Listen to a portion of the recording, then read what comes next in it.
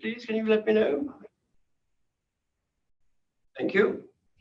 I will go to each member of the council to confirm that they can hear and be heard. This is a legal requirement for me to do so. Please verbally confirm that you are able to hear me, and I will confirm in response that I can hear you. Councillor Graham Andrews. I can see and hear you, thank you. Thank you, I can see and hear you too. Councillor Paul Andrews. I can see and hear you, Chairman. Thank you, and likewise. Councillor Jenny Bartlett. I can see and hear you, Chairman. Thank you, I can see and hear you too. Councillor Chris Bartram. I can see and hear you, Mr. Chairman. Thank you, I can see and hear you as well. Councillor Christy Bulderson. Good afternoon, Chairman. I can see and hear you. Thank you, and likewise. Councillor Dave Poulter. Good afternoon, Chairman. Yes, I can see and hear you as well. I can see and hear you as well. Councillor Ellie Chance. I can hear you, but sadly I cannot see you or anyone else. I can hear you though, and that's the most important thing. If you can get visibility, that'll be even better. Councillor Pauline Crockett. Thank you, Chairman. Yes, I can hear and see you. Thank you. I can hear and see you as well. Councillor Gemma Davis. Yes, I can see and hear you, Chair. Thank you. I can see and hear you as well. Councillor Barry Durkin. I can see you and I can hear you, Chairman. Thank you, Councillor Durkin. I can see and hear you as well. Councillor Tony Fagan. Yes, I can see and hear you. Thank you. Thank you. I can see and hear you too, Councillor. Councillor Elizabeth Foxton. Thank you, Chair. I can see and hear you. Good. I can see and hear you as well. Councillor Carol Gandy. I can see and hear you, Chairman. Thank you. I can see and hear you also. Councillor Kema Guthrie. I can see and hear you, Chairman. Thank you. I can see and hear you too, Vice Chairwoman. Councillor John Hardwick. I can see and hear you, Chairman. I can see and hear you as well. Thank you. Councillor John Harrington. I can see and hear you, Chairman, but I'm struggling to get my visual to show. I'll do my best. I can hear you, but I can't see you at the moment. I look forward to seeing you as well as hearing you. Thank you. Councillor Liz Harvey. I can see and hear you, Chairman. Thank you. I can see and hear you as well. Councillor Jenny Hewitt. I can see and hear you, Chairman. Thank you. I can see and hear you as well. Councillor Kath Hay. Thank you, Chairman. I can see and hear you. Good. Thank you very much. I can see and hear you as well. Councillor David Hitchener. I can hear and see you, Chairman. Thank you very much, Leader. I can hear and see you as well. Councillor Bernard Hunt.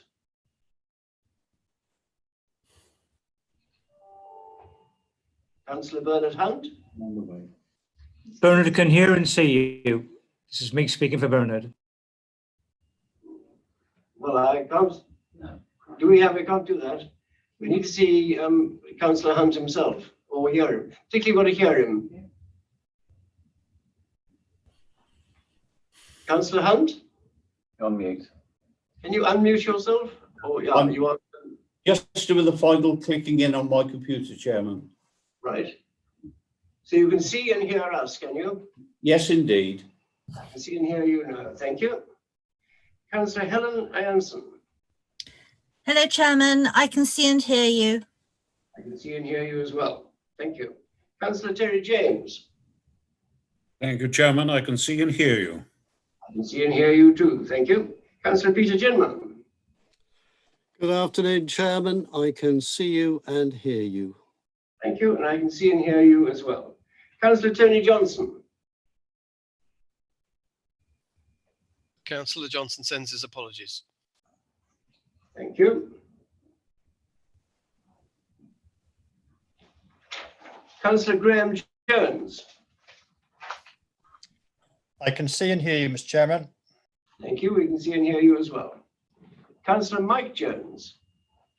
Thank you, Chairman. I can see and hear you. Thank you. I can see and hear you as well. Councillor Jim Kenyon.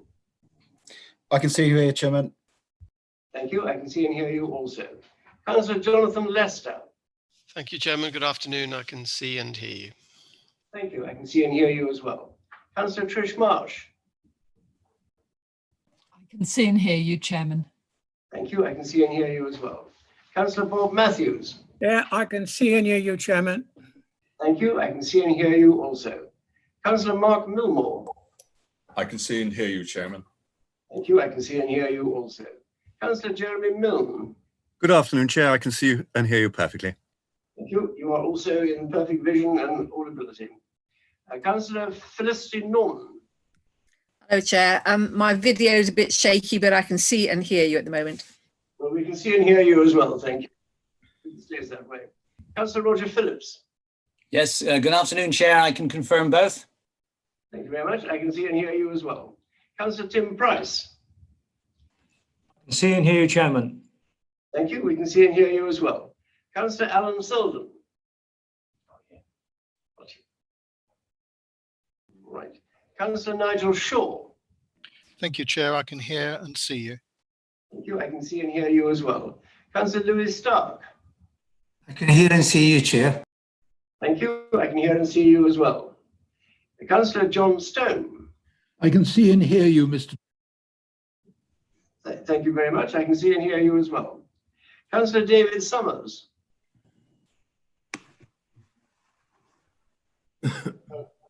Councillor David Summers. I think he's on mute at the moment. No, I'm back. It's just the WhatsApp's not working. Good afternoon. I can hear and see everybody. I can hear and see you as well. Thank you, Councillor. Councillor Alyssa Swinglehurst. Good afternoon, Mr. Chairman. I can hear and see you. Thank you. I can hear and see you as well. Councillor Paul Simons.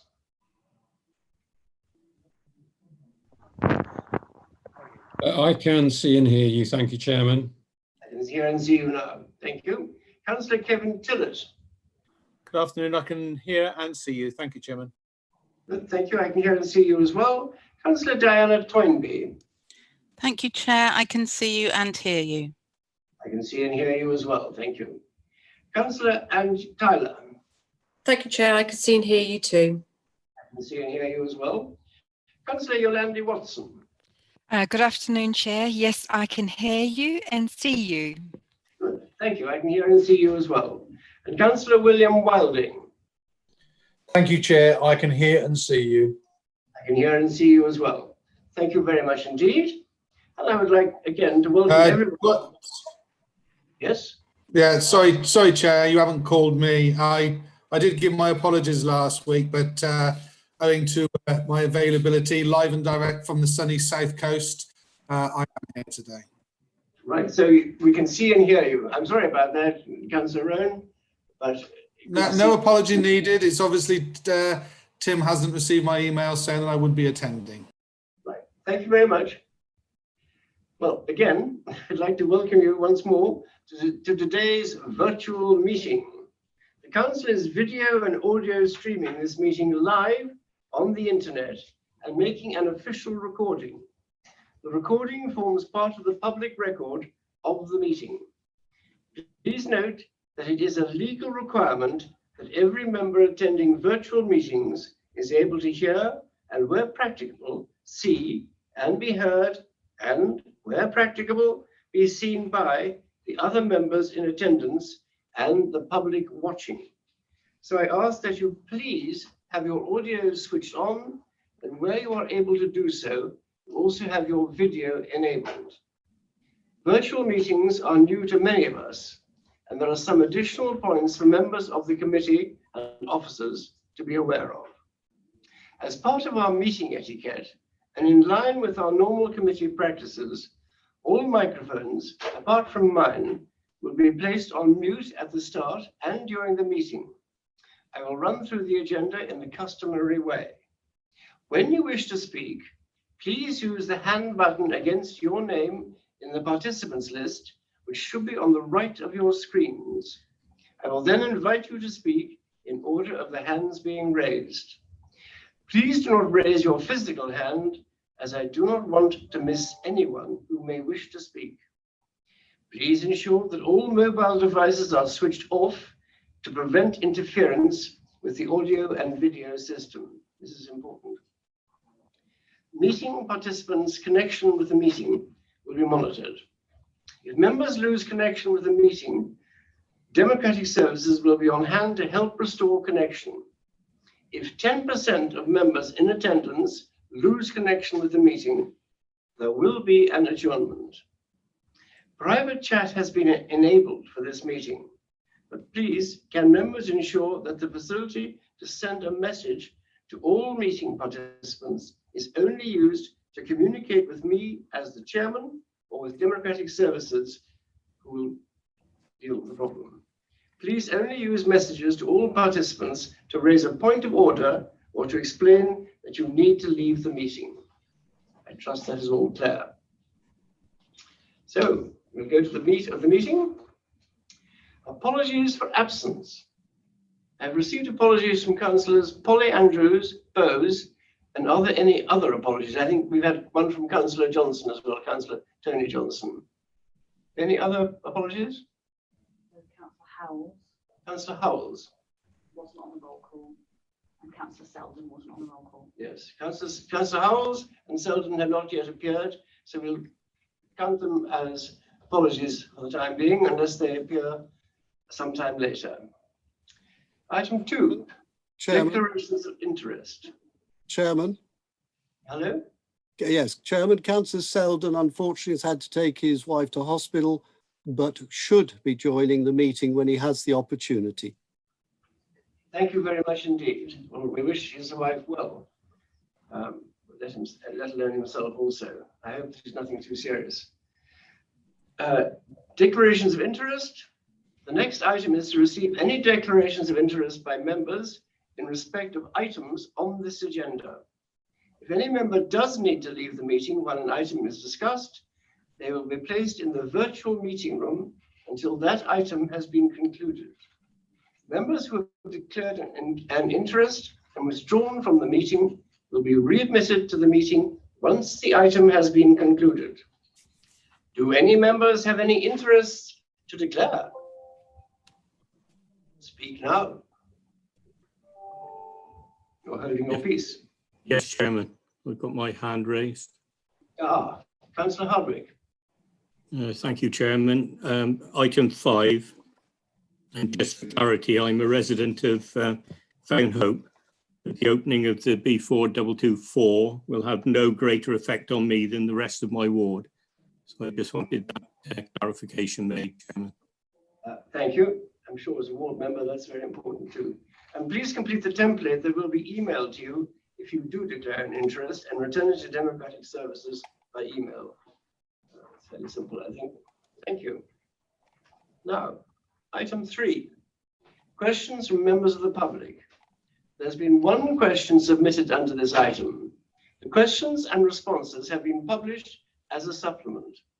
Members of the public who have submitted a question have been offered the opportunity to ask a supplementary question by email, an audio or video file, or as a virtual participant. A supplementary question must relate to the original question raised or the response provided and is time restricted to 1 minute. Mrs. Roberts, I believe she has a supplementary question, and it is as on the screen, and Mr. Kilman will read it out for us. So the supplementary question is as follows. I'm really not satisfied with the answer to my question. It's just padding that says nothing. My question is not answered. Where is the second bridge for motorised vehicles? As per the bypass and second bridge, this has been going on since the 1950s, and now it's 2020, and it's still being stonewalled by the council. From your answer, there is a general belief by the council that everybody can walk everywhere or cycle everywhere within the city. Mobility issues mean for me that I can neither cycle at all due to a knee injury, and equally I am unable to walk very far. So what are the alternatives for people with mobility problems? To say that I am unimpressed with the response is putting it mildly. Councillor Harrington, I believe it is your patch that this concerns. Will you answer, please? I will. Thank you, Mr. Chairman, and thank you, Mrs. Roberts, for your reply. And I'm sorry that you felt it didn't say anything. I mean, in relation to the fact that everyone can walk everywhere, they can't, and we know that. And we know that people with disabilities like yourself, of course, must travel in a different way. And in a city where 50% of us travel less than 2 miles by car, it would be helpful for some of those people perhaps to cycle and walk and to allow more space for yourself. In relation to the bridge, you're right. It is a long question that has been a constant companion to Herefordshire politics, and perhaps we are getting closer as our review finishes at the end of September to having a final answer on that. I'll be the first to share that with you. I do believe that the potential for a city bridge is something we should look at. Where it is up for debate and part of the review. But I think critically, for a small city like us, we must really consider that we need to embrace modal shift, and where people can, not everyone can, but where people can, we need to provide them with the opportunity to cycle or walk. I'll be happy to give any further information if you'd like to contact me or to write to me or to ring me. Thank you, Councillor Harrington. And I will be interested to hear her responses one day to you in a private matter. And item 4, questions from members of the council. There have been no questions submitted by members of the council. I should speed matters up. And then we come to item 5, in-year changes to the capital programme budgets for priority flood works.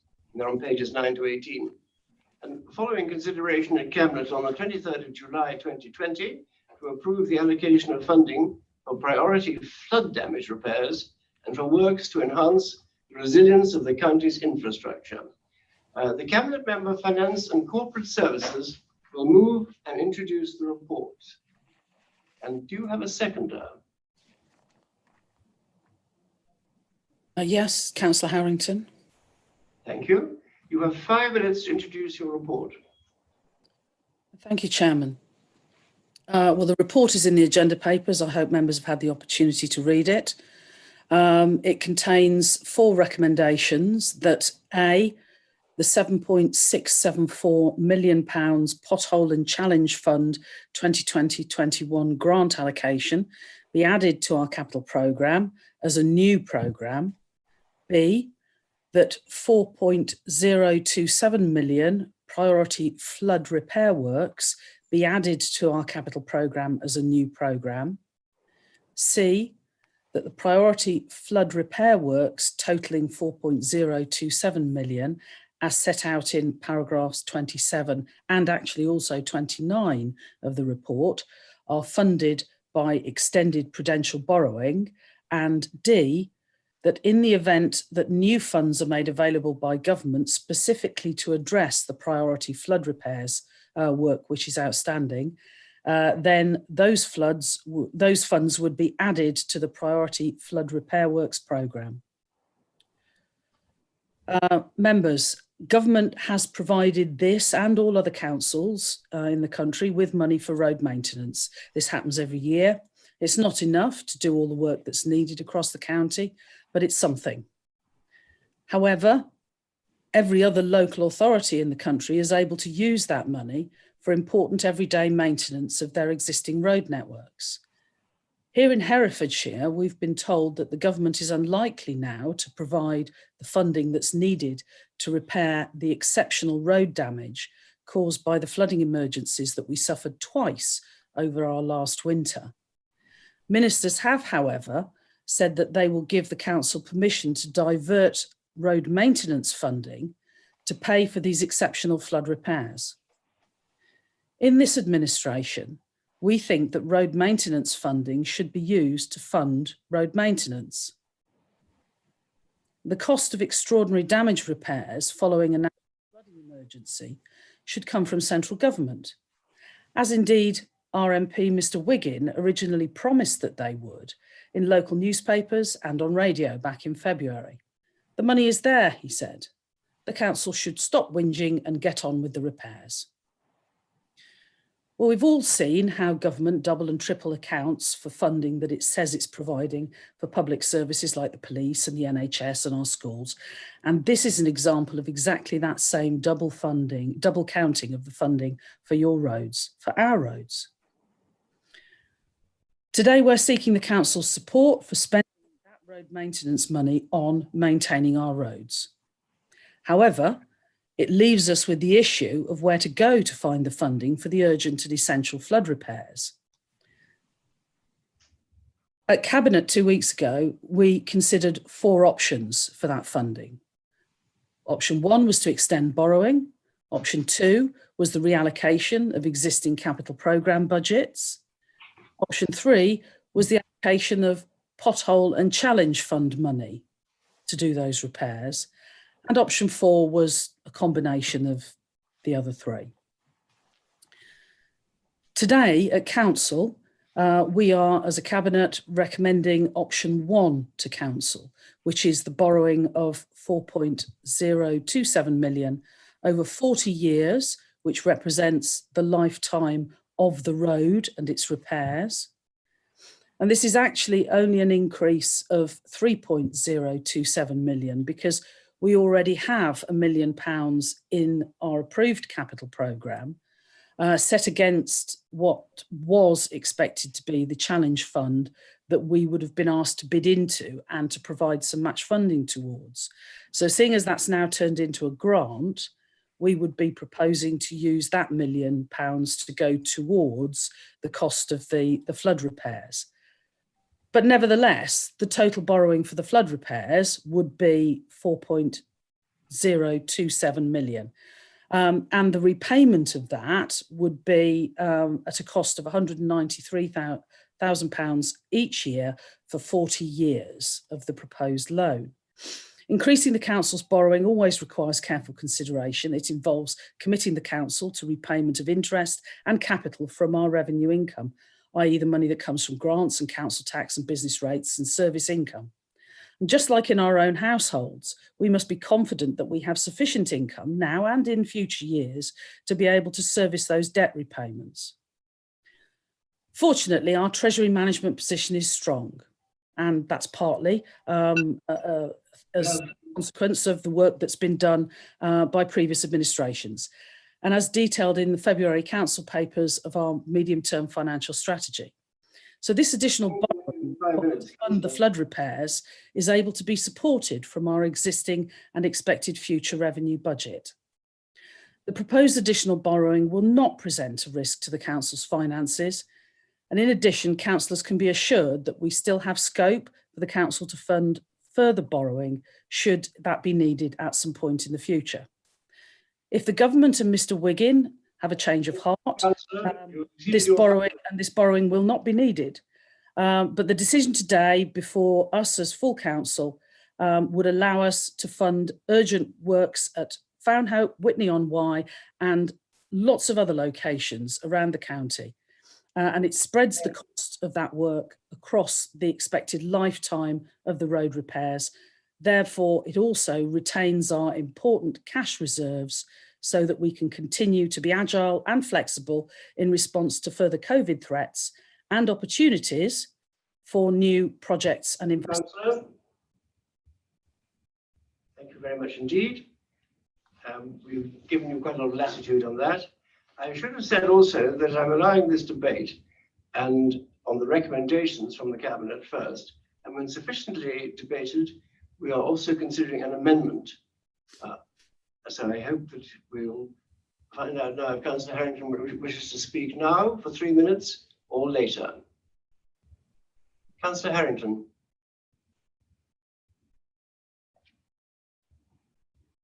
Dead silence at the moment. Councillor Harrington, do you wish to speak now or later? I will speak later, thank you, Chairman. Thank you, Councillor. Therefore, we will go to the debate, and could people raise their hands who wish to speak? Are they on the right-hand side? Okay, Councillor Simons. Councillor Simons. Thank you, Chairman. One of the, effectively, however we fund this, there's £11 million or so of additional works to that which we had planned for the capital programme. And I was interested to know what resourcing plan has been put in place, because clearly that's a lot of additional feet on the ground, as it were, and I just wondered what the plan was to ensure delivery of the additional works will not prejudice existing capital programme plans. Thank you. Thank you. And next to speak? Question. Well, yes. Is that? Do you want that answered? Would Councillor Harvey like to answer that, perhaps? Thank you. I'm afraid you're silent at the moment. Sorry, I had problems with my sound. I'm sorry.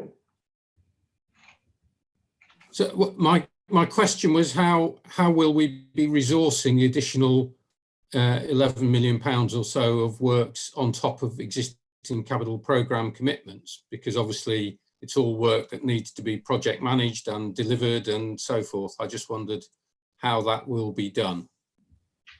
The existing capital programme lines, they are already budgeted for by a combination of expected grants, borrowing, and use of our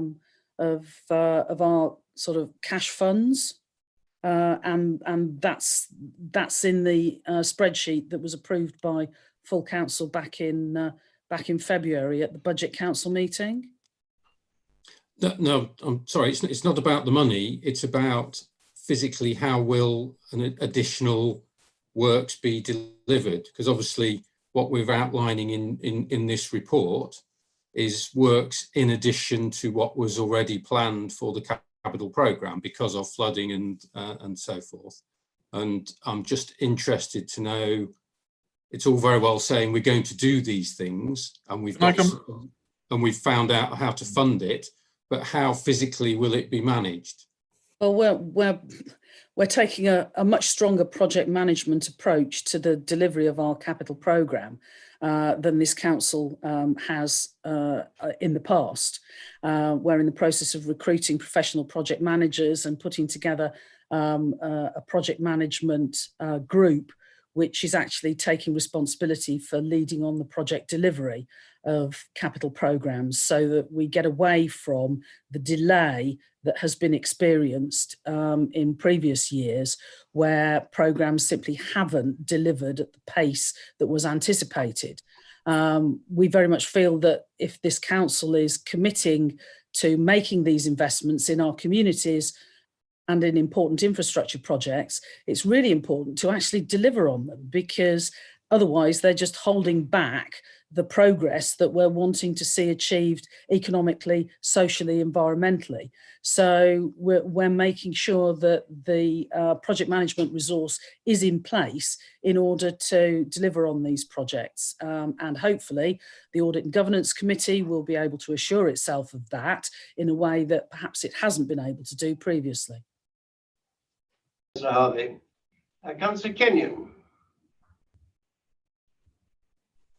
Thank you, Chairman. I think I might have mentioned in the last meeting that when this is all going on and the floods and that sort of stuff, that I'd love to have seen the Army's Royal Engineers get in and have a go at this. It would have saved us a whole lot of money. I'm sure they do it all around the world and they're renowned for it. But I'm just looking at some of the figures, and they're all sort of £1 million, £2 million, 500,000. Has this been looked at and costed by a program manager? You know, someone that knows what they're doing. That's one of my sort of questions. You've already touched on the how it's going to be managed and that sort of stuff, and I'm pleased about that, because you need a project manager, because you can engineer costs out. But is there any what if it goes over? You know, how much more money? So there's a bit of an uncertainty. So I would have thought, until a project manager's been in there and looked at it, we're sort of plucking figures out here when we're how accurate do you think it is? And also, another question, Balfour Beatty are the guys that do the stuff at the moment, but because it's additional to and outside of the normal programme, can we look at other contractors to see if we can get a better price for these jobs? Thank you, Councillor Kenyon. Councillor Harvey, do you want to respond to that, or would you like to? I'll do my best, but I think that however well I do, Councillor Harrington will be able to fill in the gaps and do better. I'll have a crack at it to begin with. So in terms of how accurate the costings are, you're right to ask that question, Councillor Kenyon. We have encountered investments in the capital programme that we've inherited, where the figures, when they're dived into, end up looking very different, and that can be a nasty surprise, which we then have to manage.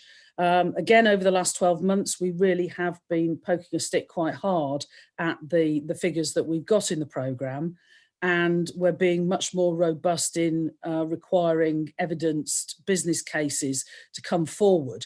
Everything in our capital programme is there as a funding line in principle, and none of these programmes come forward without detailed business cases being approved both through Cabinet and wherever else it is they need to go in order to get the appropriate sign-off to meet our constitutional and financial regulations. So you have to start somewhere. We have got experts to hand to advise us, both through our development and regeneration partners, where they're involved, NG and Keepmoat, and we've also, through our public realm partners, Balfour Beatty. As far as delivery is concerned, one of the things that we're very keen to do is to evidence value for money. And some of the concerns that have been expressed repeatedly by members of the public in recent years is that, where is the evidence to back up our assertions historically that value for money has been being delivered in the way that we've been contracting for work. So we are absolutely shaking up our contracting and tendering processes, and there should be more information on that in the autumn, particularly in terms of us making sure that we spend as much money locally as we possibly can to keep it cycling through local businesses and employing local people. But as far as tendering goes, we're absolutely making sure that we're going through a full tendering process for this work to be done on the second phase of the Fownhope work, and working with our external auditors, Grant Thornton, to make sure that assurance is provided both to the Audit and Governance Committee, to the Council and to the public that value for money is indeed being achieved, however it is we end up delivering projects in the future. Thank you, Councillor Harvey. Councillor Harrington, do you want to add a little to that at all, or is that enough? I can add a little bit, and can I also just touch briefly on what Councillor Simon said earlier? I think what he was possibly also asking was, out of that figure, we're only going to be able to do a certain amount in the short term, and that is right, Councillor. We've had to prioritise what was essential and what we had to do in regards to our statutory duties, and certainly what we had to do in our responsibility to the community of Fownhope. Some of that stuff will have to be on hold, and we will have to see where we get the money from. Some of the smaller, flood damaged areas that we have had to deal with. For example, reinforcing Home Lacey Bridge, we won't be able to do that necessarily. We've done the repair work, but we need to be doing reinforcement. That's something that's going to have to now, we're going to have to try and factor that in some shape or form, and hopefully at some point government will give us the correct funding. Just in relation to Councillor Kenyon's question, I remember at the time he asked me about the Army. I made the request, they refused us simply on the basis that we didn't qualify. It has to be a certain criteria around emergency, around access, but he made a good point, and I know he's proud of the armed forces, and I did make that request. The other point that he makes in relation to framework agreements, whether we use our framework agreement with Balfour Beatty or we tender more regularly, I fully support that. I think that previous administration used the framework agreement far too often. That's not to say that Balfour Beatty aren't a good partner, and as a major civils and as our public realm partner and revenue provider for repairs and maintenance, general maintenance, they do an excellent job. But some of the capital work, we certainly should be looking at other providers to do that work. It provides the best value for Hereford and allows an opportunity for local businesses particularly to get involved. But work has progressed to this stage under Balfour Beatty's framework agreement, and we will see where we take things when we know if we have the money or not. Thank you very much, Councillor Harrington. And now, Councillor Watson. Thank you, Chair. It was really just to say thank you to Councillors Harvey and Harrington, Councillors Harvey and Councillor Harrington, as well as all the officers for the work that they've done, which goes all in the background, but really needs to be recognised. And having experienced significant storm damage in my ward in Kernbridge, I think many residents and locals will be grateful for this. I also just wanted to make a point too, is that when Jesse Norman was the Transport Secretary, he was part of an all-party parliamentary group for highways, and it identified that there is a proven economic gain by having good roads, and every pound spent on them gains 2.2 pounds in economic value. And I think that when you're looking at what we're experiencing in the COVID world, anything that can support our economic growth is prosperity in Herefordshire is a good thing. Thank you. Thank you, Councillor Watson. Councillor Lester. Thank you, Chairman. I note the interesting comments that have been made about the logistics of doing the works, and that's a very important consideration, and contracting as well. It's a very important consideration, but the main issue I think here is how it's going to be paid for. And I look forward to the debate on the amendments, because one of the key things about this is the proposal in front of us all is proposing to get the council into further repayment costs of £193,000 a year, and that is a significant issue. That's the main problem I have with this the proposal as it's set out. And so this is the real issue, how it's going to be paid for, and adding to the cost of the council's borrowing I don't think is the right way to go, and that's why I think we should I welcome the discussion on the amendment. Thank you, Councillor. Do we have any more councillors who wish to speak? No, Councillor. Then we'll go to the amendment. Councillor Howells has joined. Can you please? Oh, sorry. Yes. I've just been reminded. Councillor Howells, can you see and hear me? Yes, Chairman, I can. Thank you very much. Apologies for being late. These things happen sometimes. And I can see and hear you. I'm glad you're here. Thank you. Thank you. Councillor Harrington, you wish to have your 3 minutes of glory as the seconder of this motion? Is that the end of the debate, is it, Chairman? Well, I have 4 speakers who opted. It's the end of the original. It's the end of the original debate, because I have no more speakers who wish to speak. So, yes. Okay, understood. Yes, I mean, let's thank you all for speaking, and thank you for the amendment that I've had sight of from Councillor Shaw. I mean, let's address the elephant in the room here. We are struggling as a local authority. All local authorities are struggling with funding. We simply don't get enough. We haven't got enough for the last 10 years. And I'm afraid that although one MP has been exceptionally helpful and done his best, another has not. And in fact, he has made promises that he has not fulfilled, promises in the public domain that he's not fulfilled.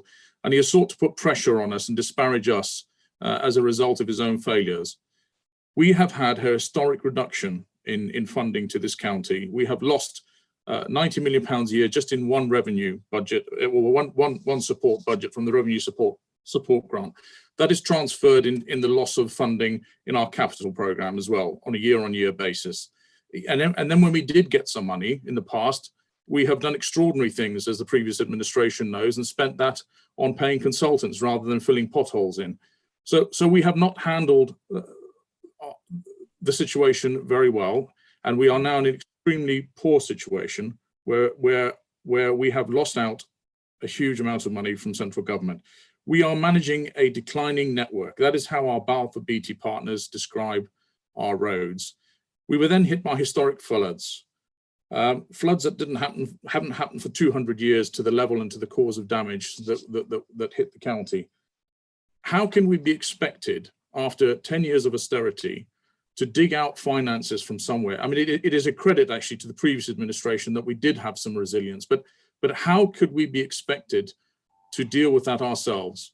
And we lobbied government and they refused to pay, or they obfuscated and they slipped out of it, and they essentially have said no. So we have an option now of what little money we are being offered as a bonus, in a sense. After the last election, lots of people made lots of promises, and although the Conservatives did not promise the return of the revenue support grants, they did promise an increase in the pothole and challenge fund. When this actually was realised and announced, that adjusted the wording to say it can also be used for flooding. So in other words, our authority, which has a tremendous amount of backlogs of repairs and capital work to be done, is expected to use this money to repair damage caused by the floods, instead of doing it and using it on the roads that we desperately need to do. I've got a long list here of places that will now miss out, or we could have brought forward if we could have used this money potentially. The A44 in Lions Hall, the A48 Station Road in Credden Hill, drainage works, footworks in Walford, in Old Gloucester Road, in Erdesley Road, drainage works in various other places. All the stuff that our parish councillors and our ward members have been desperately trying to get lifted up the programme because we've waited for so long will be wiped out if we have to take this money out of the system. So on balance, we think that borrowing is the best way to deal with this at a time of historic low interest rates, and we accept the decision of the room, but we think that is the best way, and we fall on the mercy of the room. Thank you. Thank you very much, Councillor Harrington. Only just over, and you've got all your points in. Thank you. And we will now move to the debate on the amendment on this in-year changes the capital programme budgets for priority flood works. Proposed by Councillor Nigel Shaw, seconded as Councillor Carol Gandy. Seems to have gone completely, here we are. And there you have before you the amendment in full. And Councillor Shaw, you have 3 minutes to speak. Councillor Gandy, do you wish to speak immediately after Councillor Shaw, or reserve your fire for later? I'd like to speak at the end, thank you. Speak later. Yes. Yeah. Thank you. Councillor Nigel Shaw, 3 minutes. Thank you, Chair.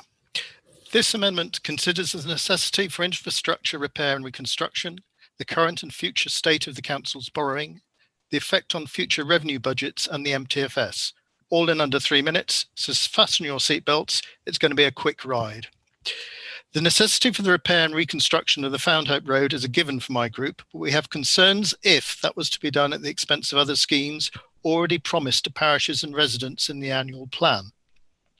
Estimated council borrowing at 31st of March 2020 was 163.3 million, and at 31st of March 2021, estimated borrowing is 219.5 million, an increase in council net new borrowing over the year of 55.9 million, or 34%, not inconsiderable.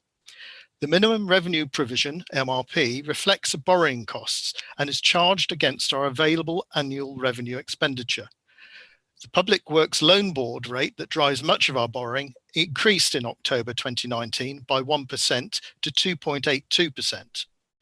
The first call for rainy day reserves is the general reserves. I'm advised, however, that the 151 officer wishes this to be ring-fenced in case the COVID-19 funding from government does not cover the council's in-year expenditure on the emergency, and I respect that.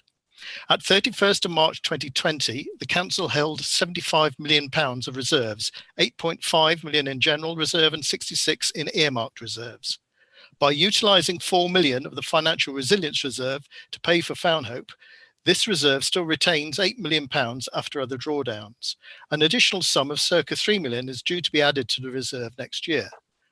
The amendment releases reserves and stops the need to extend borrowing, thus reducing by £193,000 an annual charge to the MRP, which would have decreased the available next year spending by the same amount.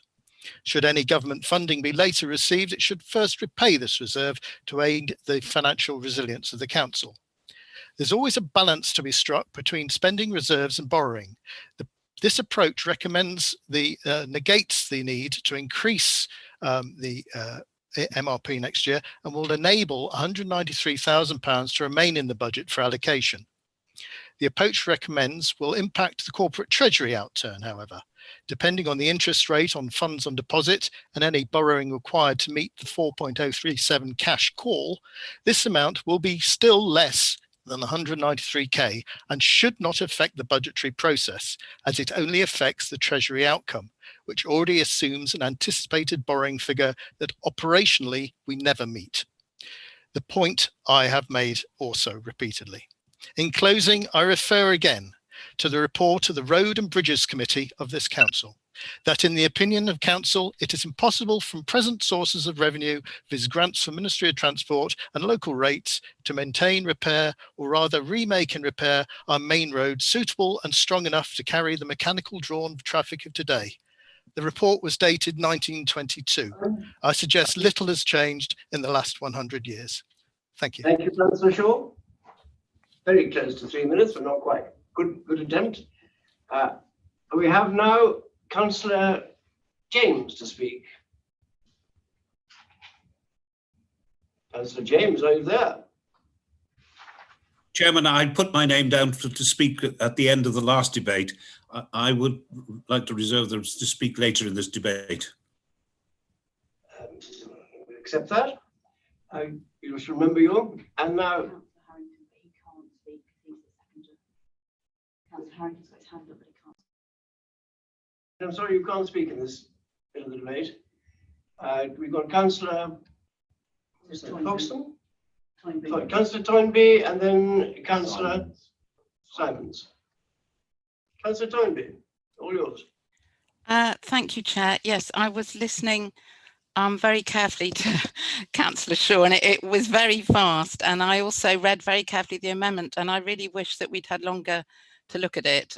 It was very, very short notice, and I have genuinely tried to understand it.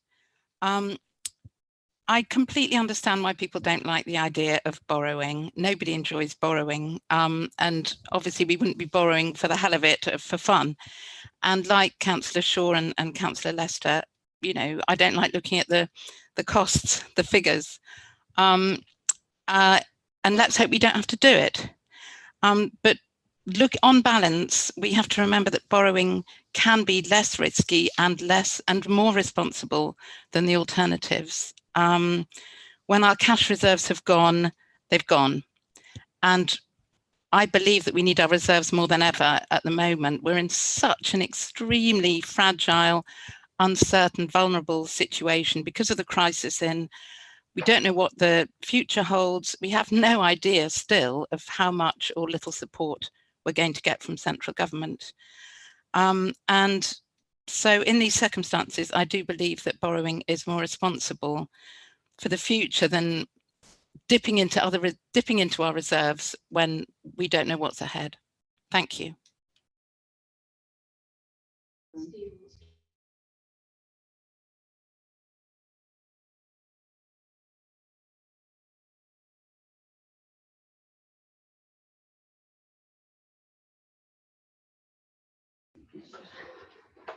Sorry, little behind the scenes operations there. Thank you. You're finished, Councillor Toynbee. Thank you. We have now Councillor Simons. Councillor Simons, yes. Oh, thank you, Chairman. I suppose two observations. By my very simple arithmetic, £193,000 a year over 40 years is £7.7 million. So we're borrowing 4 million, paying back 7.7 million. Secondly, my perception is, my belief is that reserves are for emergencies and rainy day money. And if this isn't a rainy day, I'm not sure what is. So I would strongly support the amendment. Thank you. Councillor Hitchener. No, it's Councillor Harrington. Is it Councillor Harrington? Sorry, I thought it was. No, it is Hitchener. It is Councillor Hitchener. Sorry, yes, sorry. I am right. Just once. It was me first, Mr. Chairman. Sorry. Can I proceed? Yeah. Can now speak. Speak now. Can you hear me? Yes. Yes. It was simply to say that I take Councillor Shaw's point about things not being in the capital programme and therefore not being promised. The reality is all these things are desperately needed. All of these things didn't go into the capital programme because we were expecting this money. All of these things will have to come out of the capital programme. So just to get a clear picture and a balance on that. Thank you. Then we come to Councillor Hitchener. Yes, thank you very much, Chairman. The idea of borrowing money, we're not going to be overstretching ourselves. The Section 1511 officer has given guidance on that. So if we were a household looking to decide where we were going to borrow money from or take it out of a cash deposit, we've got a third-party financial advisor who's given us guidance and has said that it's okay what we're proposing to do. Councillor Shaw's point was that a balance has to be struck, and he's absolutely right. It's not a very easy yes or no. I think it's just on a balance of probability what we should be doing. My preference is that we keep our reserves. We borrow money while we can at a low rate of interest. I note Councillor Simon's point. I think if you probably looked at when he had a mortgage many years ago, the amount that he's repaid on that is a huge amount, and you wouldn't think that you should sensibly do it, but we do, because it's a sensible way of spreading our risk different ways within the balance sheet. Thank you. Thank you, Councillor. We now come to Councillor Rowe. Yeah, thank you, Chair. In all simplicity, if you need to replace your roof at home and you've saved the money up and you've got the money to replace your roof, you then don't go and remortgage your house. I'm completely and utterly behind the amendment on here. I really do not see that when we've got rainy day money, I'll use Councillor Simon's the words, when we've got rainy day money, why are we borrowing? It's very, very simple. It's called good housekeeping. Is that it? Thank you. Councillor Lester. Thank you, Chairman. Yes, just a point of clarification. It's a figure that Councillor Harrington mentions on several occasions, but the revenue support grant, when it was at the 2010 levels, it was 60 million, not 90 million. So the reduction was 60 million down to 600,000, and then the rest of the 90 million, so the 30 million extra, was created by making savings. So it's not that 90 million was lost from the revenue support grant. It's that there were changes to the way the council did things so that it didn't spend 90 million, but the revenue support grant was 60 million. So it's just important to make that clarification. Otherwise, it makes it sound like the government was giving us more money than it actually was. But the point has been made very successfully about rainy day money. And secondly, it's down to the prudential financial management of the council in the past, which has been acknowledged, that we have these reserves, and these reserves are there to deal with the unexpected. And I just reinforce the point that, you know, when we come to setting the council tax budget and we worry about which savings to be made and which things have got to be cut and what services are going to be amended as a result, we will have to find £193,000 again in that budget, and that's added to all the other pressures that we've got. So that's the challenge, and why add that extra cost onto the next budget when we have the money in reserve. And I think Councillor Rowan's analogy of the roof and don't remortgage the house to repair it when you've got the money set aside is a very eloquent one, and I think that needs to be taken on board. So I would be really keen to support the amendment and urge everybody to vote accordingly. Thank you, Councillor Lester. Councillor Matthews. Thank you, Chairman. When this issue was debated at Cabinet recently, I decided to make further inquiries before deciding which option to support. The two independents were of the view that the required finances should be taken from either the resilient reserves or capital receipts. It is quite clear that there will be severe financial pressures over the next few years, so it's extremely important that rigid scrutiny of all expenditure, and in particular capital expenditure, because myself and others have exposed serious failings in recent years in respect of this type of expenditure, resulting in the external auditors recommended closer scrutiny and change of policy. And I noticed at the bottom, by getting a working group to monitor these major schemes is well overdue, and I'm pleased to see that Councillor Harvey mentioned that, and hope we'll keep things under proper review.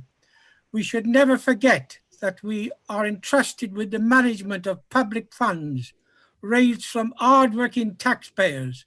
So on balance, we feel we should refrain from further borrowing at present, and we therefore support the amendment.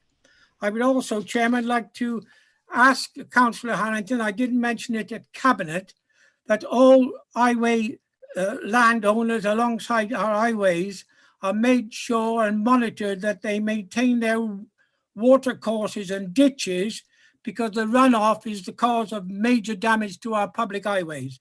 And I ask him to put in place some sort of system that if they fail to do that, we carry out the work and bill them. Thank you, Chairman. Thank you, Councillor Matthews. I have now Councillor Bartlett to speak. 3 minutes. Thank you. Yes.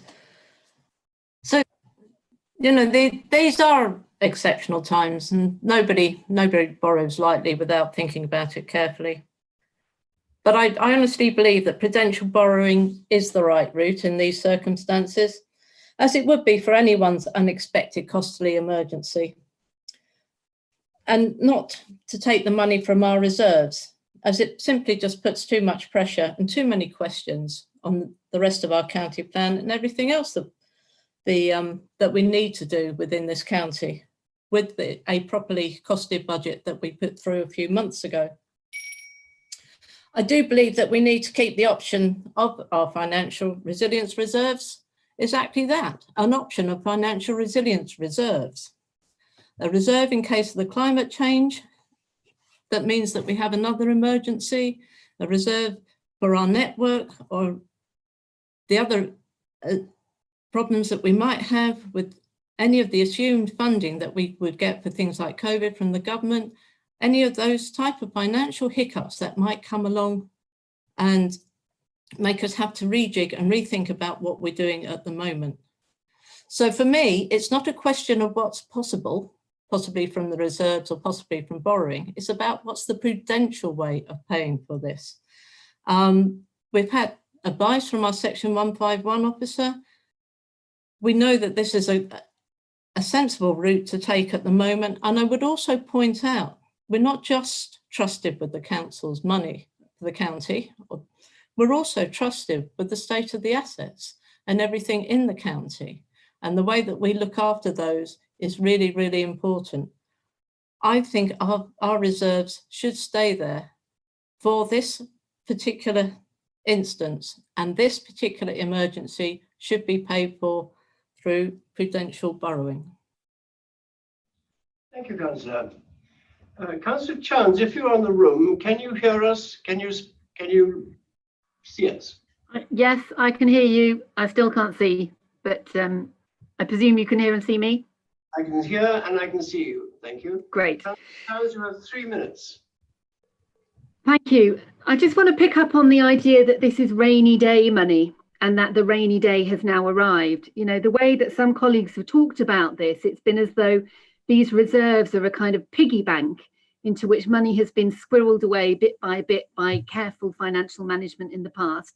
And this is exactly the moment at which we need to break it open to use it to deal with an unprecedented problem. Now, that isn't really the right analogy to use, because actually our reserves come from doing things like selling off the family silver, effectively, selling off the farms and generating 45-ish million pounds a couple of years ago. Now, that was money that we promised to reinvest in projects that will generate long-term benefit for the people of Herefordshire. Some of that money is now in our reserves because it's not yet allocated to projects. So instead of this being the sort of money that we've been putting aside and we can now use to re-roof the house or whatever, it's like saying, well, we sold off the garden a couple of years ago in order to build another house, but actually now our driveway or our path has been washed away, and so we're going to use that money to rebuild the path rather than building the new house that we said that we were going to build. That's the analogy. Now, in a way, does it matter too much whether we borrow it or we take it from reserves at this point? Possibly not too much, because money is fungible after all. It can be shifted around from one budget heading to another. But the reason why I think it's sensible to borrow at this point is precisely because borrowing costs are historically still very, very low. We can borrow this money cheaply at this point and keep the money in the reserves from selling off the family silver to invest in long-term beneficial projects that will be good for the county. And I think that that's a sensible thing to do in the current financial circumstances, because this is an asset that has been washed away in unprecedented circumstances that will have a life of many decades. So it makes sense to pay for it over that period of many decades and use the opportunity, that family silver, that money, not rainy day money, but actually piggy bank money for investment in things that we want to do strategically, not in emergency response that the central government has failed to assist us with, failed to keep their promises on funding. We need to keep that money in reserve for the things that we want to do it, not for dealing with, acts of God that where central government has let us down. And so borrowing at these historically low rates is a sensible thing to do now. Thank you, Councillor Chance. Councillor Marsh, your turn. Thank you very much, Chairman. Yes, several of the things have been said already. However, there are a few still to put in, and one of them is that we have a long-standing arrangement with our 151 officer that he only borrows when we actually need to. So this motion is about the option of borrowing. It's not to say that then tomorrow we'll be dashing out and borrowing all this money. It means that we are able to borrow it. It's a flexibility that I strongly support in these extremely difficult times. For many years, this council has talked about climate change, and this year we realised that it wasn't just other people it affected. It has affected our own communities very strongly and very expensively. And that reinforces the need for us to be very strategic when the demands on our resources are greatest and the pressures are the most. So I am strongly in favour of us keeping our options open and of taking the opportunity of the low and fixed costs of this loan and public borrowing at the moment. Thank you. Thank you, Councillor Marsh. We have Councillor Tillett next. Thank you, Chairman. I just want to draw issue with the leader. I hope he doesn't mind. Councillor Simons pointed out the huge amount of money that we will end up repaying as a result of this.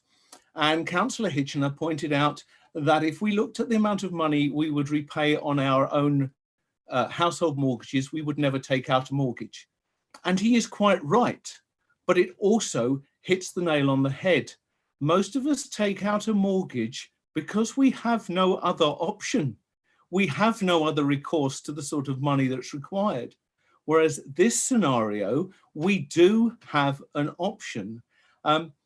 It's a difficult choice, and I'm disappointed that people are taking quite such polarized opinions on this motion, but we do have the option of not borrowing. We do have the option of not having to find £193,000 to cut from the budget each year. And so this isn't like mortgaging the house. It is like looking at options. Several colleagues have talked about options, and what we are being presented with is an alternative to a significant burden of borrowing for the next 40 years that will impact immediately next year on where will we find the money to cut from the budget to pay this. And so it is a delicate balance, and it is a difficult decision. I hope colleagues will come to a balanced view of which option they prefer. On balance, I think I prefer what this amendment offers rather than the original motion. Thank you, Chairman. Councillor Shaw, you raised a point of order. Can you be explicit, please? Thank you, Chair. It's point of order in respect of Councillor Chown's remarks. Capital receipts do not form part of the revenue reserve. Thank you. Councillor Stark, your turn now.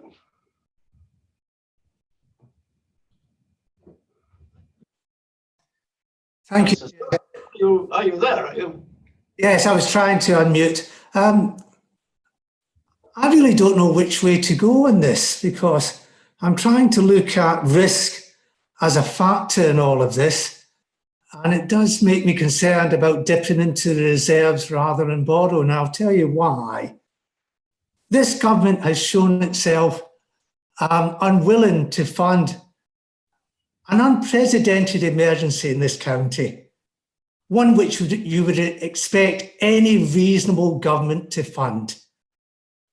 My worry, therefore, if this government is unreliable, as it seems to be, and we face further risk in the future, particularly if climate change does become more frequent, and if we can't rely on government funding to meet these unexpected costs, then I must admit, depending on how you gauge that risk, if you gauge that as a high risk, you would borrow.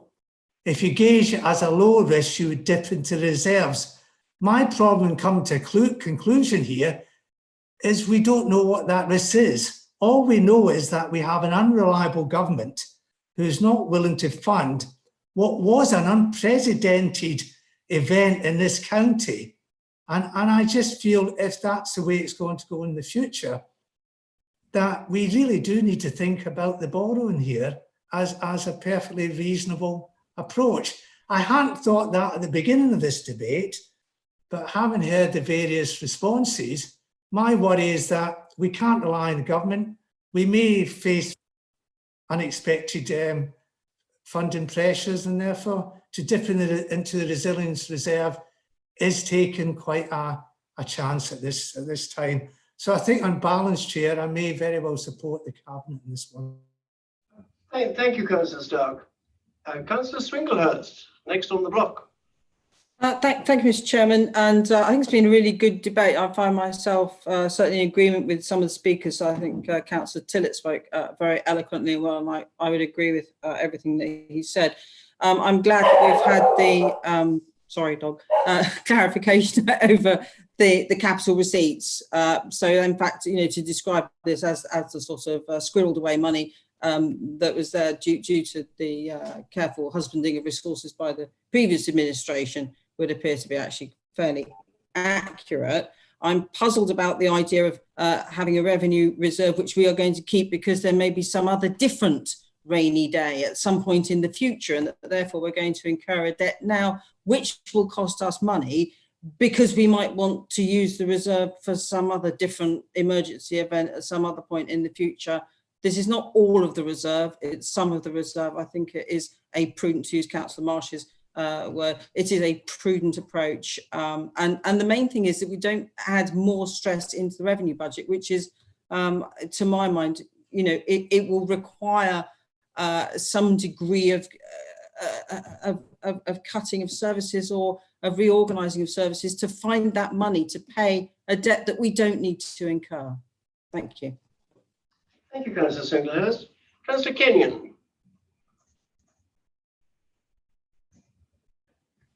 Councillor Kenyon. Yeah, I'm there. I was unmuted myself. Right. Thank you. This is quite a tough decision, really. I've never been a borrower. My mum always said, "You haven't got it, you can't have it." But in this, we actually need to do this, and quite sharpish. I'm not going to talk about whether it's a difficult one for me. But I'm edging towards the amendment, to be fair, because I just think to pay back 7.9 million, it's a lot of money to pay back when you've got 4 sat in your pocket. My other thing would be we got MP Mr. Wiggins. He did promise us some money. Why don't we send him the bill and see if we can get it from his expenses? He's got a good line of getting expenses out. So why don't we try that? Well, I wish you well in trying. Councillor Summers. Good afternoon, everyone. Hope you're all well. I won't say what I think of the amendment because I might get myself in trouble.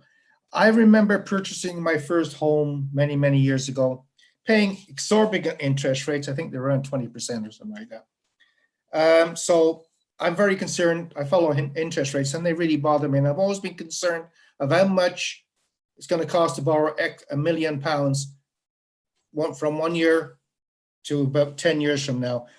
I'm concerned mostly about when those reserves run out, maybe next year, the year after, and the Bank of England decides to put the interest up 1%.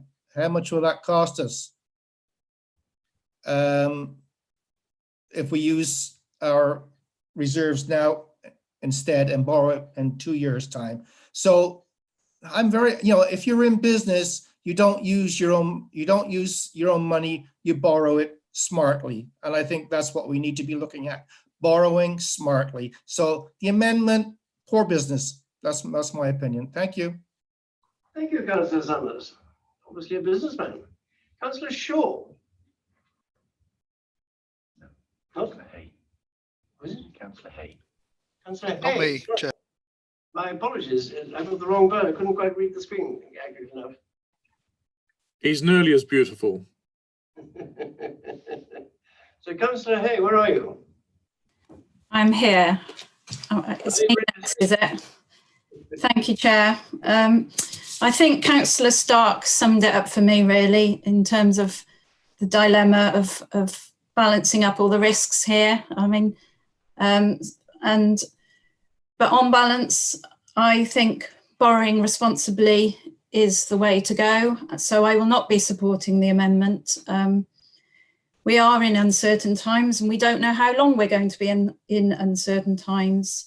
We don't know what's going to be happening in a year or 2 years from now. So we need those reserves, and I cannot support you dipping into those reserves and spending that amount of money from our reserves.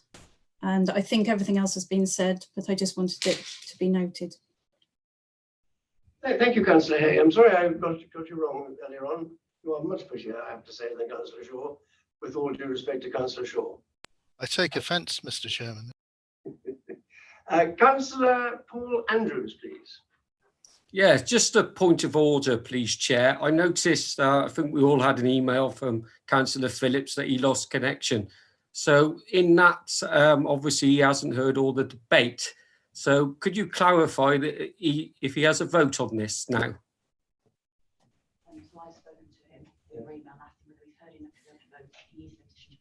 Right. He has heard enough of the debate to be able to make up his mind on this and is entitled to vote. But thank you for pointing that out. It's a very fair point to make. The other thing, Mr. Chairman, is the fact that he was actually locked out. So he tried to get back in for a significant period of time and was unable to.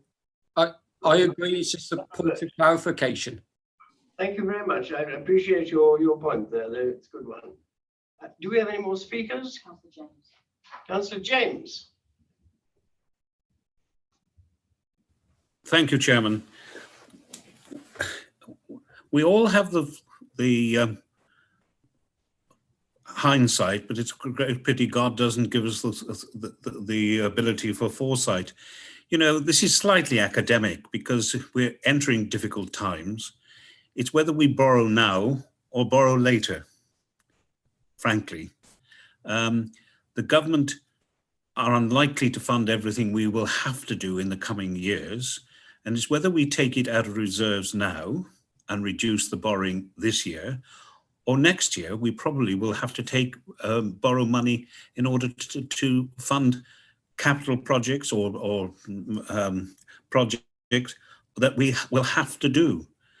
I'm very touched that the Conservative group are so concerned about borrowing when they've increased borrowing from under 50 million to nearly 250 million in the time of which they've been in administration. So perhaps they've seen the light at last. But these times, you know, I'm in two minds which way to vote, because I think if we vote to take it from reserves now, it means that probably in a year's time we'll be taking it out of reserves then. And as to guess to what interest rates will be then as opposed to now, your guess is as good as mine. I think they're likely to be low then. So, you know, we're damned if we do and we're damned if we don't. To perdition we all go. Right this way. Do we have any more speakers? We have Councillor Ianson. Councillor Ianson, is it? Councillor Ianson. Yes, Chairman, thank you.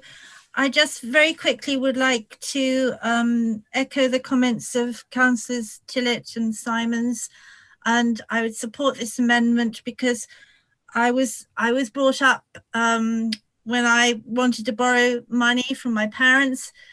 They said, no, we don't borrow it. It will be a gift, because never a lender or a borrower be. Thank you. Thank you, Councillor Jensen. Do we have any more speakers? Yes, we do. Ginman. Councillor Ginman. Yes, thank you very much. It's been an interesting debate. I think it's sad that we get an amendment at such a last minute when we've actually had a long time, those who've had the access to consider the 151's officer's advice previously. So I do find this manner of dealing with serious discussion not necessarily the best way forward. But that said, I do note and I do respect Councillor Shaw's abilities in this area, and indeed the comments that Councillor Tillett made. However, I never like closing off options, and actually being able to borrow doesn't close off the option, whereas voting to close it off and take it out of reserves does close it off. Now, I don't know what's round the corner, but I suspect more floods, more change in weather. I know the COVID situation is unlikely to get better, and we are likely to have a fair old money demand for all the works we're doing within that. And that will supposedly all come from government. But to date, there is a bit of a doubt about the flows of money in that regard. I want to see our reserves held where they are and then borrow. And if we don't need it, we'll repay it. That gives us options. And that in business is your most important thing, to have options, don't close them off. Thank you, Councillor Ginman. Councillor Howells. Yes, thank you, Chairman. As Mr. James said, it's damned if we do, damned if we don't, and a very nuanced debate. And I've been listening to all the arguments. I'm disposed to come down on the side of the amendment for two reasons, really. The first one is that we will well, like many have said, when I was a boy and growing up, and I've learned through life experiences that when you're hard up, to borrow doesn't ease your problems, it makes them worse. Not quite the same analogy about personal encounter, but I think that's a good mantra to follow. So I'm disposed not to borrow when I'm hard up. And secondly, and I think what persuades me more, is the fact we are likely, according to the options, to get back at least the same sum of money or more from the government eventually.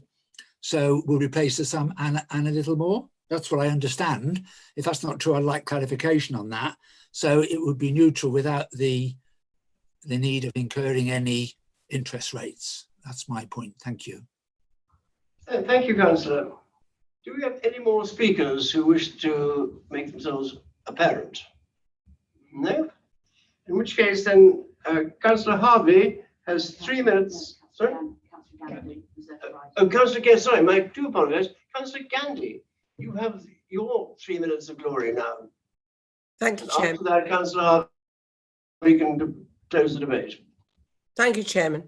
I'm pleased to second the amendment, which I believe will allay my fears as both the ward councillor, but also as chair of the Children and Young People Scrutiny Committee.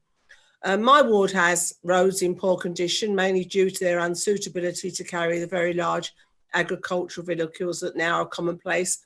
And many of my roads and bridges were damaged severely by the flooding. And so amongst the 67 sites still waiting for repair will be sites in my own ward. So I understand entirely the need to find money to fund the Found Hope project and others. However, borrowing comes at a significant cost to our revenue budget. As it's stated, would require £193,000 of savings each year for the next 40 years. That is savings, and that is not easy. Revenue budgets have always been tight. I have never known a year since I've served on this council when they weren't.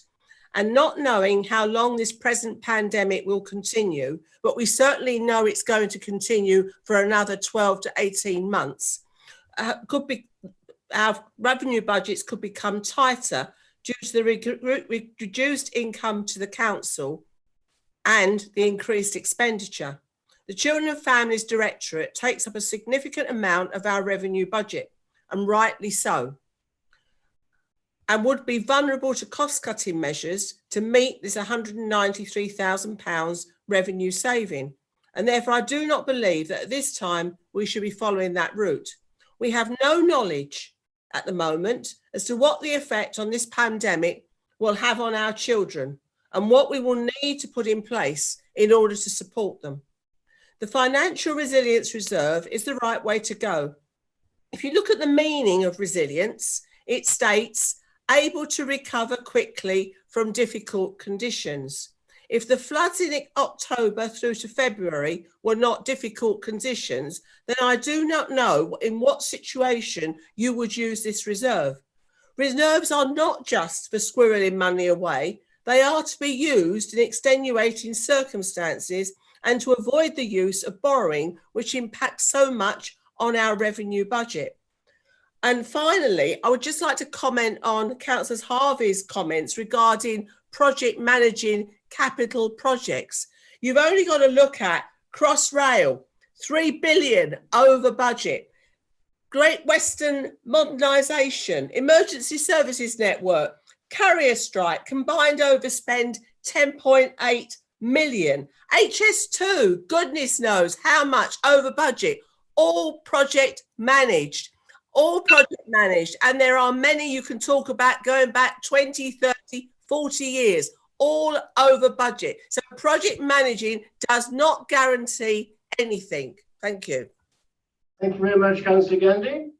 Councillor Harvey, you have 3 minutes in which to sum up your side of the debate and your feelings about it. Yes, thank you, Chairman, and thank you to councillors for the comments that you've made. I think it's really important for everybody to think ever so carefully about this. Cabinet has put an awful lot of time and effort into looking at these options, considering them carefully with our officers. Coming in at this stage with a last-minute knee-jerk amendment is no way to run a council. It's no way to do business. We've thought long and hard about this. Councillor Shaw talks about the MRP as being almost like a magic money tree, you know, another 3 million going into it next year. I think it's really only councillors who were on the council before May last year who will remember what the MRP was all about.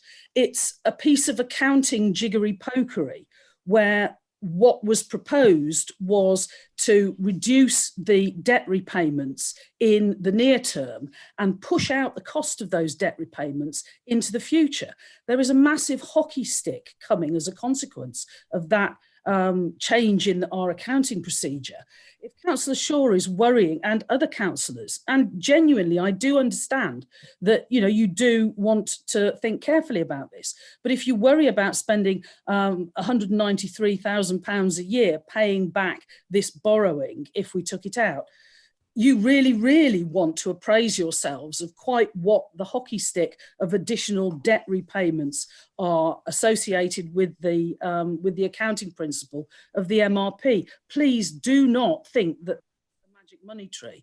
The money that we've got in that reserve is there because we're harvesting reduced debt repayments now, and that reserve is there to help pump prime some of the changes that are coming, that we're accelerating in terms of service delivery and some of the investments that we're making in doing things differently in Herefordshire, so that we will have additional income and we will have significant service savings to be able to pay that debt into the future. If we don't make those investments now, we will be a fish flapping around in an ever diminishing pool of funding. And that's basically the approach that we do not want to take. we've thought about this long and hard, and the balance that we're making between borrowing and holding our cash, we think is the prudent decision to make here.